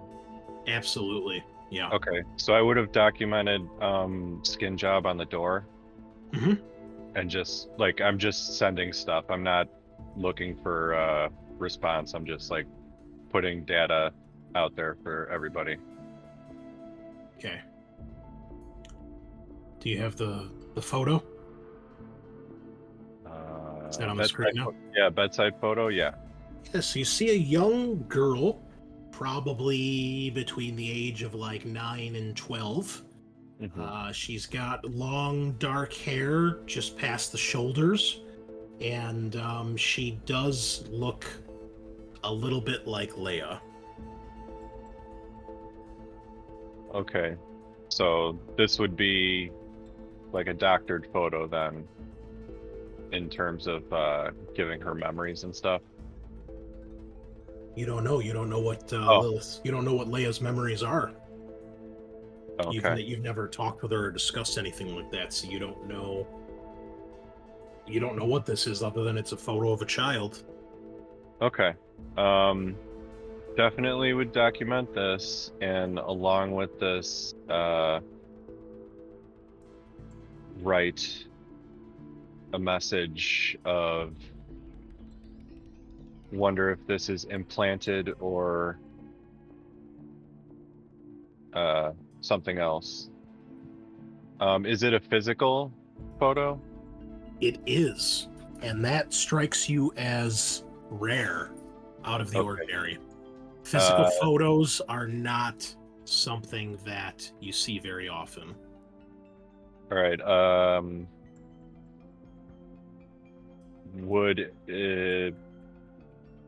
So what would procedure be in this situation? Should I take it, or should I just? You can certainly take it as evidence if you'd like. Okay, yeah. I'll assume you've got like evidence bags you could put them in, and you got gloves too if you'd want to put gloves on. Yeah. He would have had like some gloves of some type. Yeah. So that will be taken as physical evidence. Okay. Alrighty. Oops, wrong one. Okay. Do you take the whole frame that it's in, or do you just take the photo? I would yeah, let me remove it from the frame and see if there's anything of interest there. As a matter of fact, there is. When you flip it over, you can see that there is a stamp on the back with a symbol that you may or may not recognize. But there's a name listed next to the symbol that says Doc Badger. Would I be familiar with that? Give me a connections roll. Ooh. Hang on, I got so many windows going. Me too, man. Need a third monitor at this point. Okay. We'll have to accept that. Did you pass? I'm on another screen. I got 1 pass and 1 unicorn. Okay. So you know that Doc Badger is a pawn shop owner out of Sector 5. He's known for being able to get anything for anyone, whatever it may be, illegal or otherwise, rare or not. Okay. Not necessarily a criminal, but not the cleanest guy out there either. Okay. And as a matter of fact, I believe I have a image of him. I do.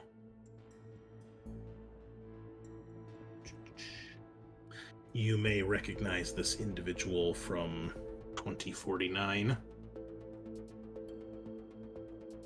Ah, yes. Okay. A wiry African-American male who has kind of disheveled, short-cropped hair, a bit tattered clothes, but is a bit of a tech guru and genius. And he's got this weird, tattoo scarification that goes across his face, like where the bottom of a big set of goggles would sit, basically from ear to ear, across the middle of his cheeks and over the bridge of his nose. Okay. He's also got a very distinct shape to his mouth, where his top teeth kind of jut out a bit, so it's like his mouth is never fully closed. It's like his lips are always parted in a way. Mm-hmm. Okay. Yeah, document all that, and would relay.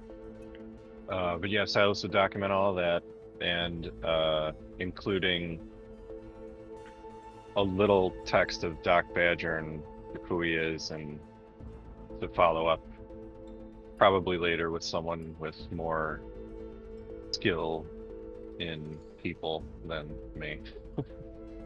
Any other players, if you'd like to make a connections roll, if you pass, you will also know who Doc Badger is, or you've heard of him. If you fail or don't care, then you've never heard of him before. Your reputation precedes you, sir. Wow. Okay, well, everybody All knows who right. the fuck he is. All right. You're like, oh yeah, Doc Badger. Know that guy. Yeah. Okay. Another point of interest, Chris, is the photo frame made of wood. No, it's Okay. some sort of synthetic or plastic. It looks like wood. That's what it's meant to look like, but it's not Okay. actually wood when you pick it up. Okay, because that would be very alarming. It would, yeah. I would have cased the joint before I walked all the way in. Is there anything of I would toss the bed. I would look at these open books here. Is there anything interesting about these books? Subject? Yeah. So you start looking through. There's nothing in or under or hidden in the bed that you find. It just looks like it wasn't made. Perhaps she left in a rush, or was disturbed. But there's nothing there hidden. One of the books, the open one on the table in the bottom left of the photo, is a collection of poems by an author named William Blake. And you do see that there is open to a poem called The Tiger, which just a moment I will share with you.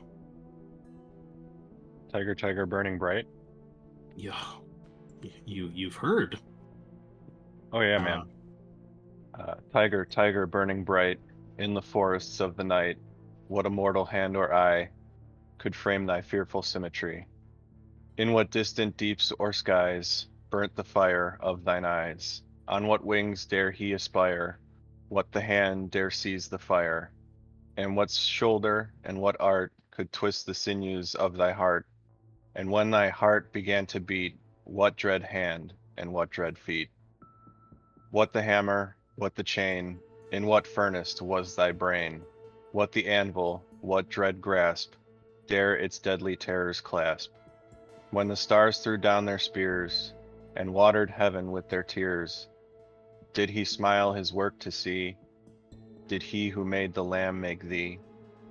Tiger, tiger, burning bright, in the forests of the night, what immortal hand or eye dare frame thy fearful symmetry? Ooh. As you're also looking through the book, you notice that one page has been torn out. Okay. Can I flip to the table of contents to see what came after Tiger Tiger? Let me see.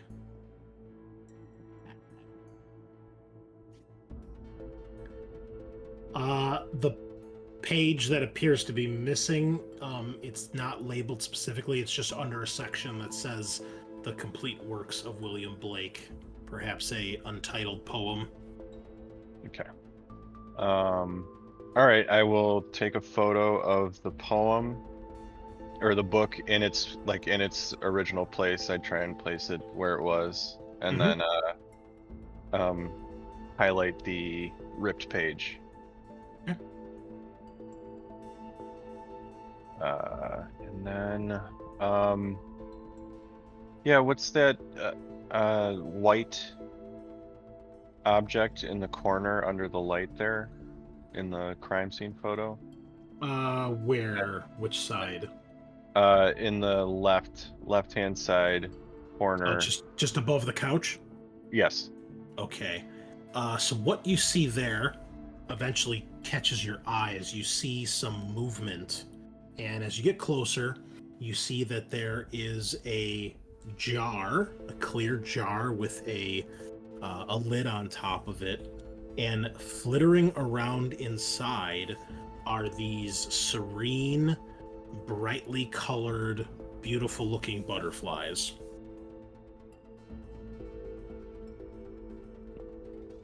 Would I know enough if they were animoids or not? You're guessing so. Okay. Document that. And then in that little niche, just above the table with the poem on it, what's in there? It looks like there's like a thermostat where, she would mix, drink, water, or something like that. And the book is nothing specific, nothing interesting. Gotcha. Okay. Yeah, I would look in the kitchen as well. Some more empty bottles. She seems to be a bit of a messy person, or perhaps just doesn't really care about the state of her apartment. Okay. And anything on the bookshelves in the long hallway that would kind of stick out? Maybe there's one that's jutting out farther, or... No. As a matter of fact, the bookshelf, the only reason it sticks out is because it's actually tidy. It looks like she actually does take some care of that. That might be like her pride and collection.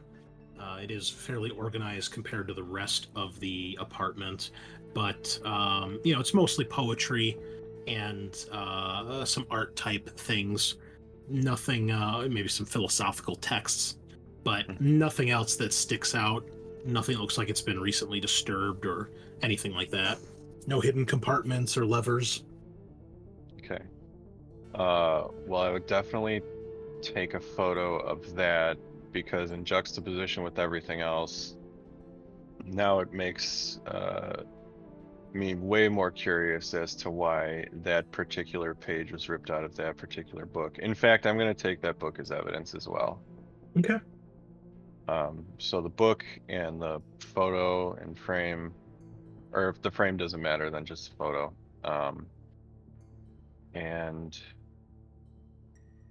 I think I would make my way out. And as I'm exiting, I would, before I fully walked out, I would kind of glance out and see if anybody was outside waiting. Yeah, as you come out, you see that same drunk guy, Dale. He's like standing across from the door in the hallway, leaning up against the wall with his arms crossed, trying to look intimidating.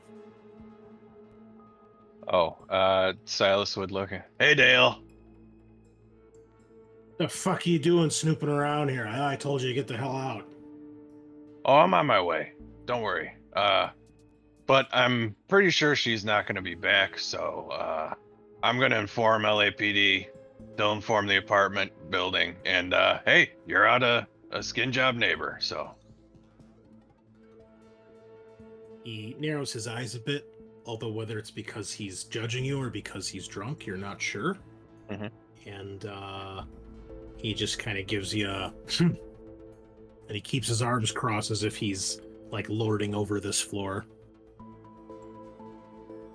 Silas would read the room and kind of give him a little tip of the cap and tell him, enjoy your day off, Dale. And walk off, but not exactly give him his full back. If you know what I mean. Yeah. He watches you leave, but he doesn't make any sudden movements or anything like that. Okay.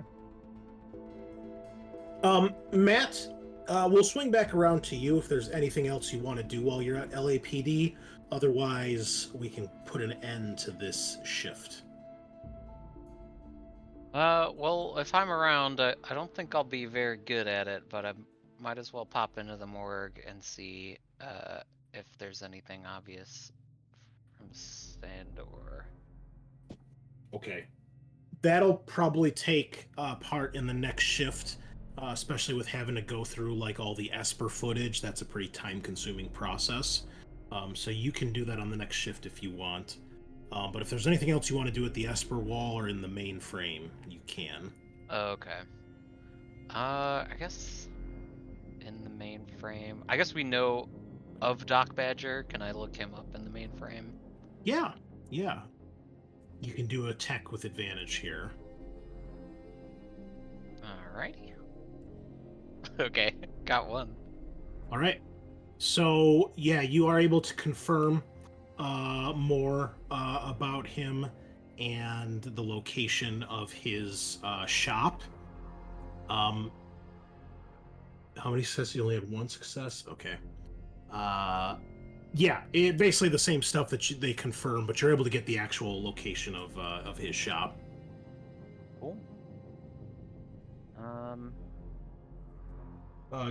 Fellow Blade Runners, if there's anything you guys want him to do while he's here, you guys are free to communicate.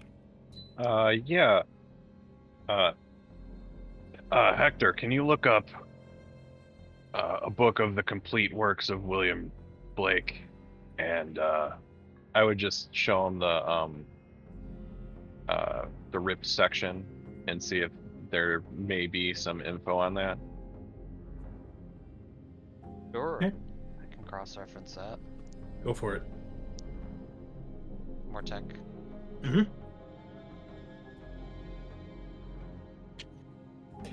Oh, wow. 3 successes. You do not get anything specific other than, like, you could get, publication date, date it was written, full history of William Blake himself, but there's nothing in particular that seems to stick out as it might be pertinent to the investigation or rings any alarms to you that it's connected to Lilith in any way, or to Leah in any way. Okay. Leah. Yeah. All right. Thanks anyway, Hector. When Garrick had sent the baseline test report for Leah, Mhm. he would leave a note for Hector if he can scrub it to see if there's any signs or traces of this having been altered or edited. Okay. Yeah, that'd be another tech test for sure. Is that one that I'm throwing in, or? Mm-hmm. Yeah. editor? You cross-reference it, you find the same report in the LAPD mainframe. There are no inconsistencies between the two reports. Okay. I remembered there's one more thing I wanted to check. Was Quell Mhm. mentioned that was it the editor of Kill Kill Magazine? Yep. Yes. Skylar. Skylar. She only gave a first name, or Can I check maybe that's the last name. the database for that name and I guess the editor of Kill Magazine? Yeah, go ahead. Oh my gosh. Alright, I'm gonna push. All right. Oh. Okay, so you got 2 successes, but you do take a point of stress here from the origami unicorn. You are able to get his mug shot, which I'll give you here in a second. He's an older man, probably in his 50s or so, with graying hair, a little bit overweight, a little bit on the chubby side, and he's got liver and aging spots around like the top of his hairline and on the side of his cheek as well. You are indeed able to confirm his name is Jell Skylar. That's how you pronounce his name. At least that's how we're going to pronounce it. And he is the editor of Kill Magazine, which you'd be able to get their address and stuff as well. They're located in Sector 1. You do see in his file that he is a long-leading member of the anti-replicant empathy movement. Does it say what he was arrested for? It's not an arrest. It's just he's in there. Yeah, there's no. It's like minor stuff, like disturbances and the being attached to the anti-replicant empathy movement is why he's in here. But there's no actual like arrest record or anything like that. More like complaints and disturbances. Got it. And he's the publisher, not the editor. My mistake. Oh, publisher. He lives in an apartment above the Kill Magazine office. And, Kill Magazine has about a dozen employees, give or take. It's a small tabloid, very popular here in LA. Some people think it's absolute, like, trash and skeeziness. Other people think it's one of the only publications that actually even tries to publish true articles. Seems like that might be something to check out. Yep, yeah. So tell me again, why did we go there? Well, Chief said they wanted to connect and share information. What information did she have for us? Just that she wants us to believe it was the anti-replicant empathy movement that did this, and not possibly a replicant on replicant crime. So you don't trust her either, right? No. Hey, she gave you the baseline report. Yeah. Like pulling nails. Okay. Awful. Well, we still have to visit the Snake Pit, publisher of Kill Magazine, the morgue, check out that Metro cab. Well, as you guys depart Wallace Corporation, it is moving on from the hours of early morning to midday lunchtime here in LA. The sky is still an overcast gray as your spinner soars above the city. Where does everybody decide to go for their second shift? I don't have particular aptitude with medical skills or corpses. I could follow up at the morgue since I'm still here. You would know that the chief medical examiner is almost always here at the LAPD. A lot of the people that work in the crime lab are like workaholics and night owls and here a lot. And the chief medical examiner, his name is Coco. He is no different. All right, maybe I will do that then. Yeah, you wouldn't be performing an autopsy or anything like that. It's All right. most likely has already been done, and if not, you could find out who's going to do it and when it's going to happen. What about the rest of the team? I guess Garrick will maybe try to find that metro cab or maybe the driver, see what they saw that night. Okay. Are you taking Violet with you, or are you going to drop her off somewhere else? It doesn't matter to me. I can drop her off or take her with. I'll probably hang out. You know, I mentioned I don't think the snake pit is best to go during the day. We should wait for night. Be busier, more people to talk to.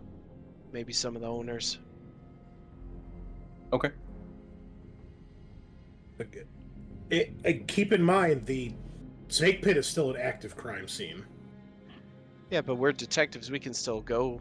Oh, I was saying there's not like the owners and stuff might not be there. It's not open. Got it. It's not. Yeah. It's not open. So if you plan on going at night, it's probably not going to be open.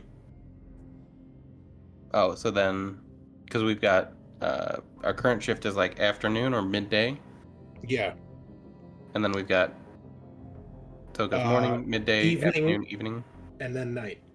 Okay, so we can Maybe visit it we go now, there or now. yeah. Well, do you Do we want want to pick up the rest of them for that though? Well, we've got a lot of leads. We probably want to split up. I think we should get back together. But why don't you call the big guy? Well, Silas would be heading back anyway to bring in the physical evidence and see if there's anything we can glean from that from Crime Lab. Okay.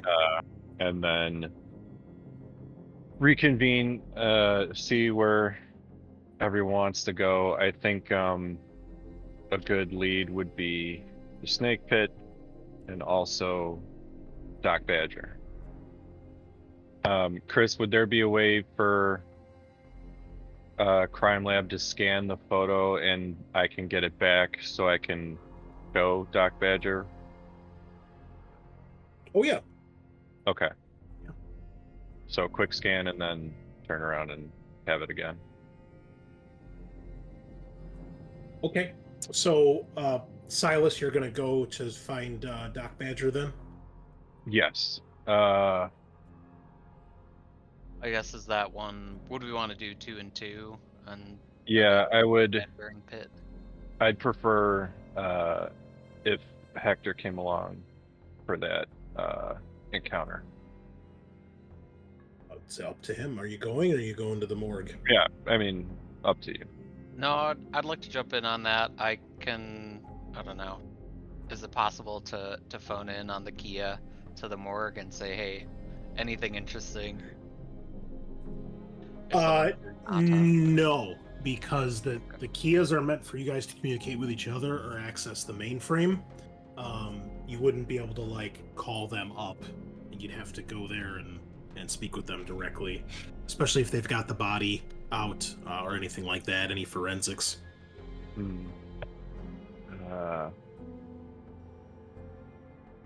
Well, Hector, you're designed to be better with people, right? You could say that, yes. Okay. How about I have you follow up on Doc Badger, and I would hand him the photo, Mm-hmm. and I'll go ahead and check out the morgue. Okay, and then Violet and Garrick, you guys are going to the snake pit? Yeah. I Yeah, yeah. sounds good. Okay. Well, we'll start off with the two of you as you zoom across town and make your way towards the snake pit. you find yourselves on a busy street. There is this is a nightclub, obviously normally open at night, with busier with a lot of stuff going down in this entertainment district. When you guys arrive, there is a crowd of people standing outside around the police tape and barricades. There's a couple LAPD beat cop police officers that are, keeping the crowd under control and out of the crime scene. You can tell that the interior is where they've probably got the crime scene actually set up. You bring your spinner down. A couple people clear out and make room for you. And eventually you can see this crowd ahead of you. Some of them staring in your direction as they see you guys arrive. Some little bit of a disturbance and what perhaps has been otherwise uneventful. And some of the cops are milling about. And yeah, you can see the entrance just past the crowd. I'll walk over to whoever looks like they're in charge. Yeah, there's just the closest officer. I'll flash my badge and ask if there's any new developments. He says, "No, we've been waiting for you guys to get here. What took so long?" Had a few other leads that didn't turn out so well. Because it must have been pretty damn important to leave the crime scene up all day. Hindsight's 20/20. He shrugs, clearly annoyed that he's been standing here all morning. Well, want to walk us through it? He looks at you with a look kind of a cross between shock and appalled. And he's like, "I'm not the detective here." He's like, "Guy got aced. Pile of blood inside. I haven't really been in there. I've been out here dealing with this." And he points to all the onlookers. "You know how many looky-loos we got all day here?" I shrug and I walk in. Garrick, how about you? Can I scan the crowd and see if I notice anyone acting more shifty than usual? Yeah, give me an observation roll, please.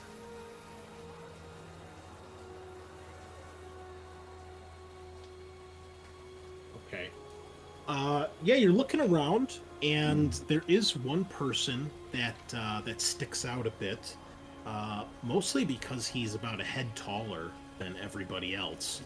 You see a very tall man who he's got a black tattered hoodie on, and when you're looking, you can see that he's clearly paying attention to what's going around, and like many people in the crowd, he's paying attention to what you guys are doing.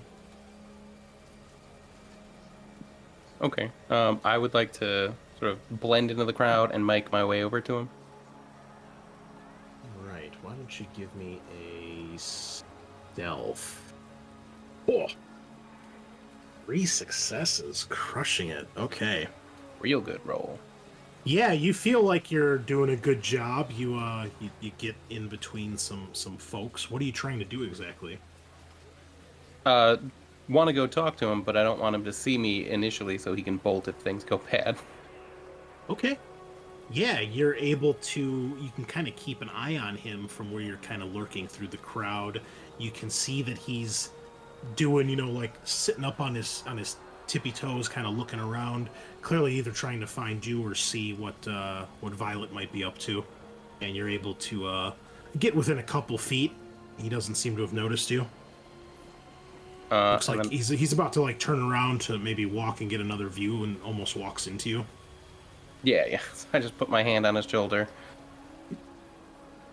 Well, what are you doing here? It's like, well, what everybody else is. See what's going on. Yeah, yeah. You look a little different. A little bit taller than everyone. Yeah, You I know get that anything? a lot. You know anything about what happened here? He kind of looks you up and down a bit, looks back over to your spinner, and he says, kind of whispers, like, "You're one of those Blade Runners, aren't you?" Could be. He has like almost an eager smile on his face. He's like, "Yeah, I saw the whole thing." Did you? All right. What's your name? Goes, "You can call me Styles." All right, Styles. Why don't you tell me what happened? Well, last night, was here having some drinks, enjoying the show, and well, this um, this brawl broke out. Some replicant haters were harassing one of the dancers up on stage, throwing bottles, calling her names, shit like that. And there was, then there was a gunshot. Everybody started scattering, and that one guy was down on the ground. So while he's telling me this, does it seem like he's being honest? If he's fudging some of the truth? You know what you need here, Sean. We're gonna need another insight check. Yeah, let's do it. We're gonna push because that sucked. Oh, D10 and D12, nothing. Yeah, rip. Twice. Ugh. Yeah, okay, well, looks like he's telling me the truth. When I'm looking at him, does he have any, like, distinguishing tattoos or anything that would mark him out as part of, like, a gang or a different type of group? No, but you can tell that even though he's got his hood up on his hoodie, he's probably either bald or really close shaven. He doesn't, his hoodie's kind of thin and almost like hugging the top of his head, and it's like stretched out a bit because it looks like it might be like a size too small for his height. And you can tell he probably doesn't have much, if any, hair. So, you were inside. Did I give you the picture yet? I don't... Oh, no, I did not. Okay, here we go. Wait, it didn't work. Okay. So you see a man who's clean shaven, no mustache, no facial hair, anything like that. He's got a pretty large, prominent nose, but otherwise very nondescript, almost androgynous in some way, but very plain-looking guy. Other than he's easily over 6 feet tall. Uh-huh. So, Styles, how do you, you mentioned these, like, anti-replicant groups. How do you feel about them? Come in here often? Is there a problem over here? Often enough. I mean, yeah, it's an alright place. They got good drinks and, some good-looking girls, if you know what I mean. And, unless you're into guys, that's alright too. But that prick from, the magazine was here with some of his friends, I think, last night. I've seen him here from time to time. Okay. Do you work, Styles? Where do you work? Currently, no. I'm in between jobs. Gotcha. You know how this job market is. Yeah. It's not easy. All these reps taking up all the work, Yeah. And so his use of the term rep doesn't sound derogatory like skin job, right? No, definitely two different levels of terminology there, yeah. Right, okay. So after the fire, the shooting went down, where did you go? What did you do? I got the hell out of there too, man. I didn't want to end up dead. Some nut, shooting off a gun. Yeah. So, were you out on the street over here? What do you mean? Like Like after? Like when I left? I mean, I came Yeah. out of the bar, so yeah. Yeah. you see anyone running away different? Anyone trying to hide? Anything that comes to mind? There was a whole nightclub of people running everywhere, man. Yeah, there were lots of people running away from the gunshots. Yeah. Do you see that editor or publisher of that magazine running by any chance? No, I lost track at that point, man. I was kind of more worried about me, myself, and I. Mm-hmm. And you didn't see who did the shooting? No, the brawl kind of took up my attention, and then, focused on that, heard shots, looked to see what was going on. Crowd scattered enough to see the guy on the ground, and figured I should hightail it. Did he mention a brawl before? I know he mentioned the He did. supremacists throwing Yes. stuff, but was Yeah, that the brawl? No, he mentioned the brawl, then he mentioned that he saw the supremacist guys there Okay. hassling one of the dancers. Do you know who was in that brawl? Any familiar faces? I think I recognize some of the guys that are part of the Rep Haters group. Pretty sure it was one of them. Yeah. Not sure who started it, though. All right. Okay. Well, I appreciate the statement. Is it standard procedure, like, to have them go down to the LAPD and put in, like, a formal statement? It's kind of up to you. Not necessarily, because especially if you got statements from every person here, that would just never happen. It would take way Right. too long. So, that's up to you, because you might be canvassing and speaking with other witnesses. Yeah. Well, thank you for your time, Styles. Yeah, happy to help. I hope you catch the bastards that did this. Yeah. Yeah. So, I'll make my way back. Okay. Violet, you head inside after dealing with Officer Friendly, and you find yourself inside a fairly good-sized nightclub here. Let me show you guys the map. And then there's a large so when you guys walk in, the main entrance is these double doors down here, I believe. Yeah. Basically you come out to the dance floor, and to the right is this big stage, maybe about 3 to 4 feet tall, and behind the stage there's a big curtain which is currently opened, and then you can see that there's a door on either side that leads to either like a private viewing booth or maybe a hallway to go backstage. The off to your left is the bar itself. Looks like it seats about a dozen people or so. There's stools there, probably crowd twice as many there though. And then behind that is the actual liquor cabinet and bar and things like that, glass racks. Some areas where you're guessing is maybe a kitchen or some other staff areas.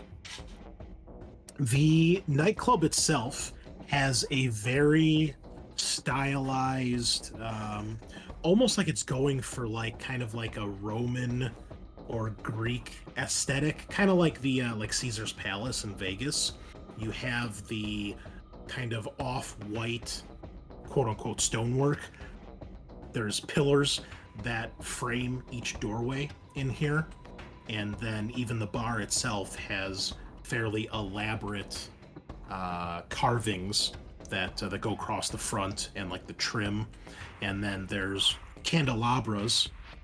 There's 2 on the bar. There's one off on the wall over here, a tall one, and they've held up by like a little statue of like an angel or something else that's kind of artsy. You're not sure what they're made out of, but they look fancy enough. And you can see that there's a man standing behind the bar who's currently cleaning some glasses, and you see that he's talking to a woman. And when you enter, it looks like they finish their conversation, and he kind of shoos her off, and she goes back stage. And he continues to clean, and then he puts the cup down, the mug that he's working on, the glass, and he goes, well, it's about damn time you guys showed up. I'll show my badge. Agent Lee, LAPD. Mind telling me what happened? Okay, hold on. I have another handout for you. All right, so you see this man. He looks like he's probably in his 50s or 60s, starting to bald. He's got like the hair that goes around like the side and back of his head, but the top of his head is bald. It's kind of white and graying. He's clean shaven, but he's got kind of an aged, wrinkled face, heavy folds, especially under his eyes and like around the sides of his mouth. And he's got a little bow tie on and a dirty kind of faded red jacket. And he goes, yeah, some nut jobs caused a whole mess in my place, and now I'm losing money waiting to get things open again. Well, sorry about that, Mr. Lewis, Taffy Lewis, this is my place. Mr. Taffy. Specifically, what happened? Could you tell me the details? Okay, 1 second. Give me a manipulation test, please. I know the club's not open, but I feel some club music is appropriate here. Maybe there's some background music they're getting ready to practice to. Oh ho! 3 successes. He says, yeah, so, there, you know, I didn't see everything. I'm busy, man. I'm working the bar, making sure my dancers are doing their job, making sure there's no riffraff causing too much trouble, serving drinks. You know, I do like everything around here because nobody else can. Nobody's capable. Anyway, yeah, there was, you know, crowd got a little rowdy, fight started, some tall, pale, bald guy, you know, got in the midst of it, and, you know, pretty soon, shot goes off, people are screaming, knocking shit over, breaking stuff, and, yeah, then there's the stiff on my floor, and a pool of blood, destroying my tiles.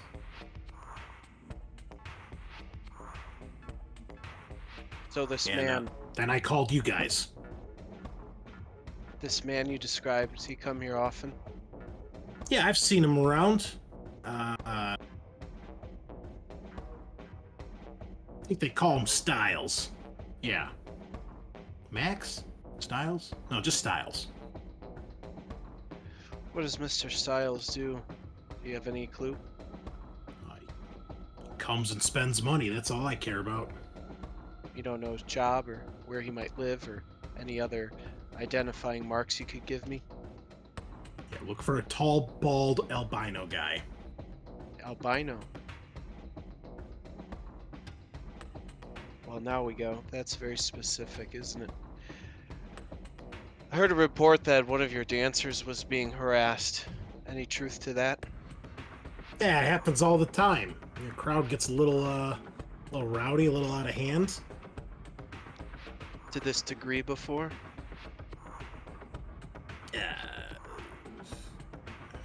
It's not the first time this club has seen Blade Runner action.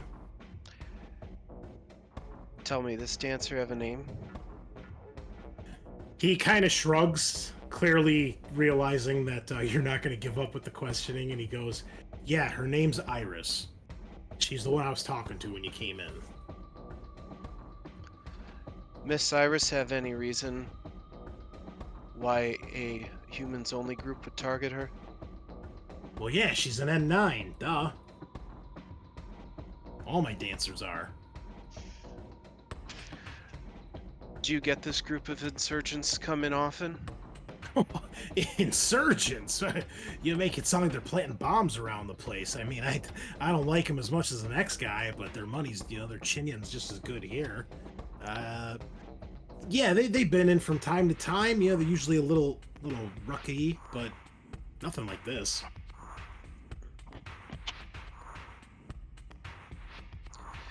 Anyone else that may have seen where the gunshot came from? Have any more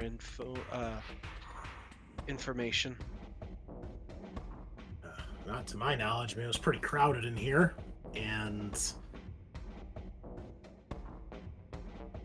yeah, I mean, yeah, if there is, I wouldn't know who to ask. I mean, I can't tell you everybody that was here last night. It was packed. Mind if I speak to Iris? Be my guest. I'll follow into the back where I believe she went. Okay, yeah, you get to the back. At this point, Garrick, you would probably be coming through the door. You see Violet is finishing up speaking with the owner, and you can meet up with her if you'd like. Yeah, I'll just meet up, and Garrick would address the owner. Okay. There's also, I should show you before you leave this room, there's actually a photo here of the this area that you're in. Basically the bar, dance floor, and stage. That's something on our key I can look at in a minute. Sure. Yeah. Okay. Oh, it doesn't have the sectors. Sorry, I thought it was something we could blow up. No, because this is like what you guys are actually looking at, because you're there. Got it. Okay. Yeah. All right. I thought it was a crime scene photo, but it's not. All right. Got it. So yeah, I'll approach Iris, and I'll show my badge. Okay. Garrick, what are you doing while she goes in back? I just want to see if there's any cameras inside the building. Let me check. I don't know off the top of my head. Don't believe so. Okay. Doesn't look like it. No worries. When he sees you walk in, he goes, "Oh, great! They sent two of you. Maybe we can get things done twice as fast then." Hopefully. Maybe if you talk less, I can work more. He just kind of waves you off. He's like, "Whatever gets this place open for tonight. All right." Yeah. And then he would just look around, taking a look for anything that might have gotten missed. Well, you've got the image here to peruse to your Yeah. desire. So I'm gonna take a look at that. All right. Well, while you do that, Violet, you get to the back. You go past some of the dressing rooms. Looks like most of them are empty until you do indeed find the woman that you saw before. Her name is Iris, and she is a replicant dancer here. She is she's kind of dressed like she's getting ready for the evening. She's got stark white hair, almost silver, kind of in a short bob cut that comes just past her jawline. And she's been putting on some makeup when you come back here. She's got some really dark, sparkly blue eyeshadow that she's putting under her eyes and matching lipstick. She's got a nose ring that pierces her septum. Looks like it's a goldish copper color. And she's currently just got a white robe on top of whatever she may or may not have on underneath. And looks like she's, just trying to tidy herself up. She's got a lit cigarette next to her that she's taking a heavy drag off of as she's brushing her hair and, kind of staring at herself in the mirror. Would my model number, is it underneath my eye? Like in the movie? I think that's only N8s. I don't think N9s have that. I could be mistaken, though. We'll check. Well, regardless, I'll knock first and say, "Miss Iris, mind if I have a quick word with you?" She's a little startled when she sees you, and she looks over, and then she calms down a bit, and she says, "Oh, okay, yeah, come on in." I show my badge again, and I show where my marking is to her. Okay. I would imagine because you're part of the LAPD, there's probably something on your badge or identification that marks you off as a replicant, just because it's a big deal to everybody in the city. So you wouldn't necessarily have to like show your ID, your number on your person. That would probably suffice. Sure. Especially if she's a replicant, she'd probably pick up on it pretty quick. Right. I'll try not to hover over. Can maybe have a seat somewhere near her. So, can you tell me about what happened last night? She kind of, you can see she's a little nervous or apprehensive. She takes another long drag on the cigarette and takes a deep breath and kind of sighs. Just these big fight broke out. I was up on stage when it happened, and as a couple bottles got tossed here and there, and next thing I knew, I heard some gunshots, heard screaming, people started running in every direction, and I ran off stage and hid back here. I didn't know what was going on. You didn't see where the gunshots came from at all? She kind of sighs really heavily. She's like, it's really hard to see the crowd when you're up on stage. All the lights and stuff in your face. It's mostly just like looking. You can't really even see the crowd most of the time, to be honest. Is there a group of men harassing you in particular last night?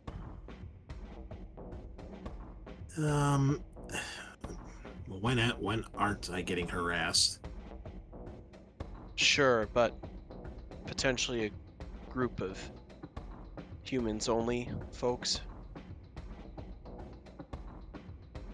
Yeah, I think that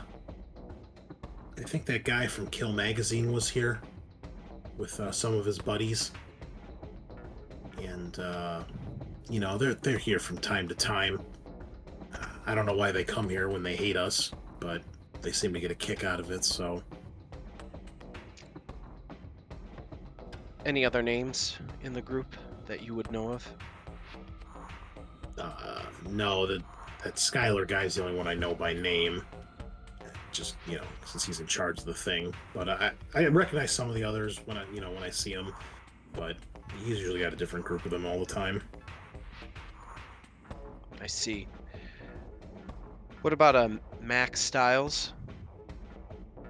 Boss said that he was there last night. She's like, Tall, bald. I'm reading my notes here. Let me see. Oh, sorry. She's like, no, I don't know any Styles. Ever seen an exceptionally tall gentleman in the crowd? Or maybe when you come back down for a drink? She finishes the cigarette she's on. She lights up another one, takes another deep breath. I've seen a guy like that around. Yeah, he actually like intervened in the fight, or well, I should say with the guys from Kill Magazine when they were starting to get a little out of control. He stomped up to him and had some words, I would imagine. I couldn't hear what they were saying from up on stage, but I caught that much. Interesting. Has he come to your defense before? But no, first time anything like that's happened. You know anything about what he does for a profession? I couldn't say. I've never talked to him.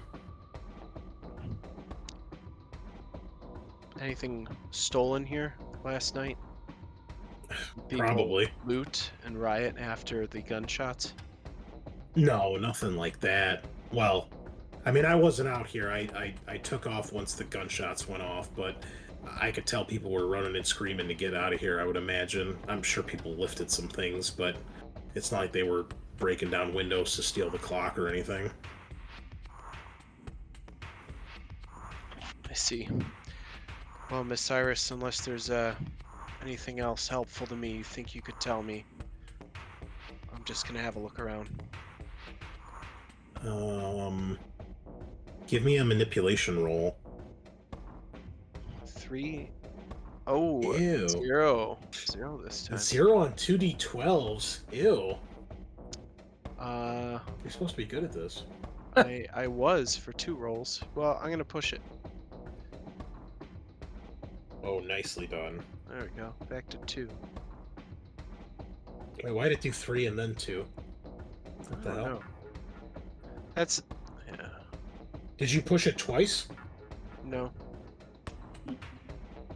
Your first roll disappeared and became 3, and then there's a second roll that has 2. What the fuck?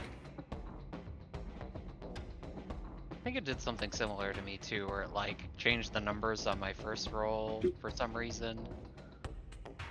I would imagine it does. Hold on, I'm gonna push a roll here and see what happens. It replaced it. Weird. Okay, well, either way, you had 2 or 3 successes, which is plenty. She looks like she's kind of thinking for a moment. You're not sure if she's trying to remember something or deciding if she should tell you more. She says, yeah, I saw the 2 officers here. I saw them the night before when I was getting on shift.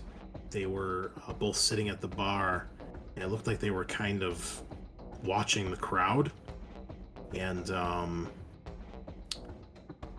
last night, I'm pretty sure that when the fight started, that they moved in to intervene, maybe break it up.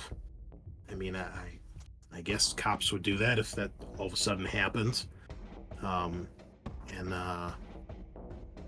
when I heard the shot, it was really, really loud, like surprisingly loud.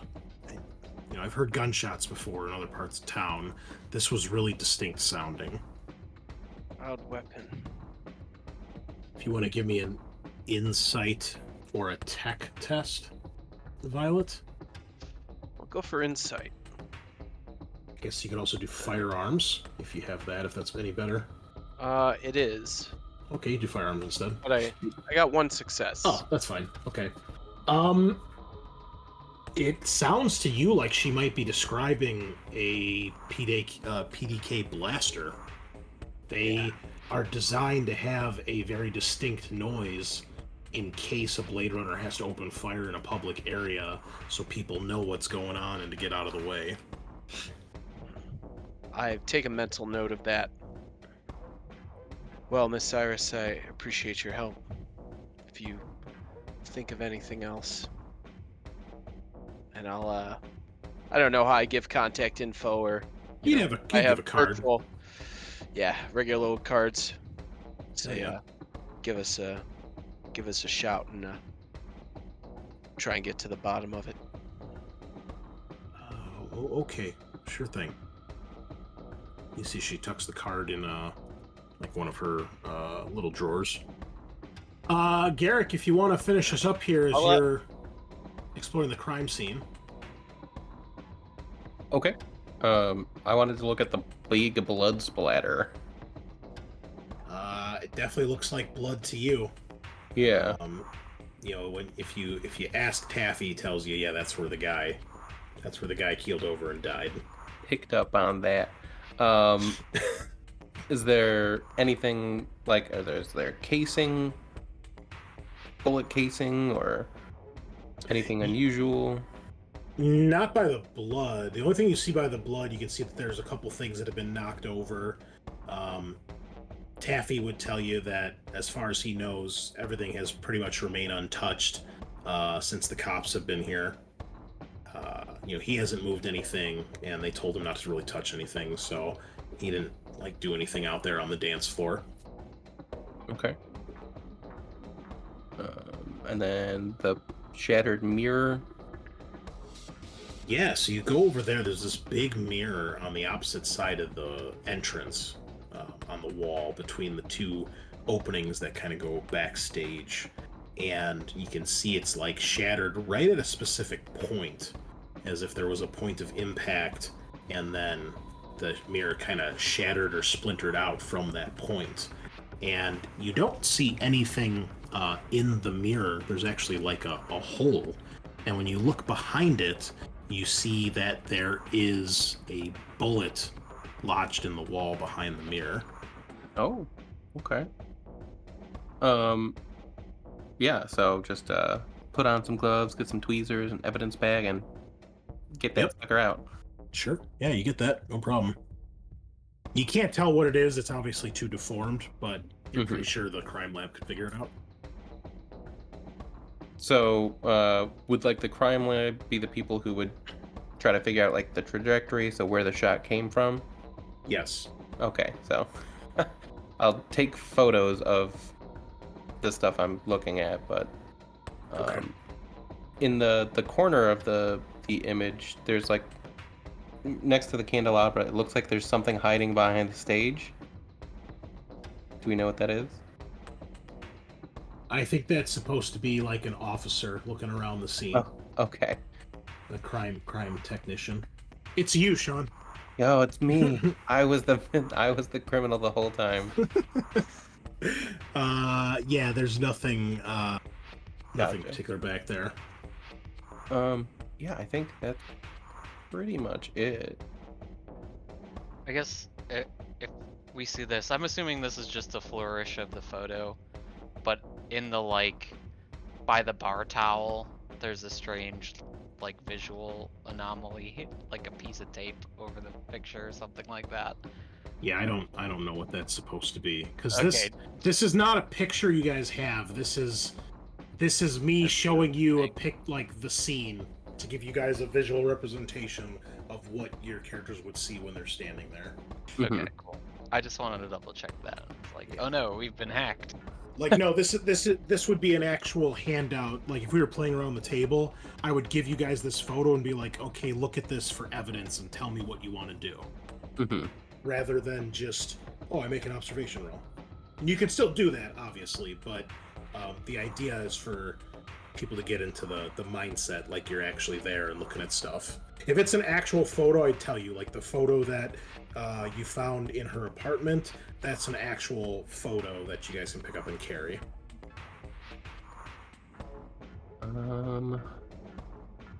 Yeah, when these images, when they say crime scene photo, that's indicating that it is something, it's a location you're at, and what's in this picture is what your characters see and what they can kind of explore to find clues.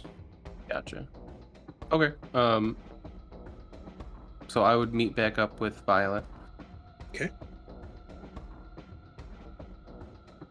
Well, seems there were a couple other suspects to look into, or various notable people. Skylar was here last night, along with some of his guys. Yeah. They also said they did see the agents try to break up the fight. There was also a tall, bald guy who also tried to break up the fight. Styles? That's what I'm thinking. Wait, Yeah. I don't know that. You don't know the name. No, you don't know the name. I don't know There's the a- name. There's a guy outside. Styles, tall, bald, pretty pale. Sounds like the same description. I talked to him. He said that there were some anti-replicant people here causing a ruckus. That's Now- Skylar and this guy's from the kill. Now, I believe when I talked to him, he did not tell me that he intervened in the brawl. He did not. Right. Said he saw the brawl happen, heard a gunshot, and then everybody ran. Said the gunshot was really, really loud. Like it could have been from one of these. And I just kind of pull aside from where my weapon is. I found a bullet. So does the bullet look like ones we normally would load into our guns? You can't tell; it's too deformed. They would have to test. Okay. So this might be able to tell us. The other clue that you do have at this point, you have not found a casing. You've looked everywhere. You feel if there was a casing, you probably would have found it. Right. So you would believe either A, it's a revolver, or B, especially hearing what Violet just told you, if it was from a blaster, blasters fire caseless shells. Or Okay. caseless ammunition. Oh, okay. So those two things add up. But you wouldn't know for sure until the lab tests it. Right. We still haven't looked at the body, so we don't even know how he died from the gunshot or something else. There any other rooms to check out in here? The rest are just the back dressing rooms for the dancers, and then this is the back entrance on the left, and then in the corners here are like little VIP lounges. There are a lot of people in there. Can I check the dressing rooms? Just this a little- place is empty right now. You might see little like another. cursory. Yeah, like it looks like Taffy and Iris are probably the only two here right now. You're guessing probably because she was an actual like witness, so they probably kept her here. Could I do a little search of the rooms? Yeah. If you want to give me an observation, go ahead.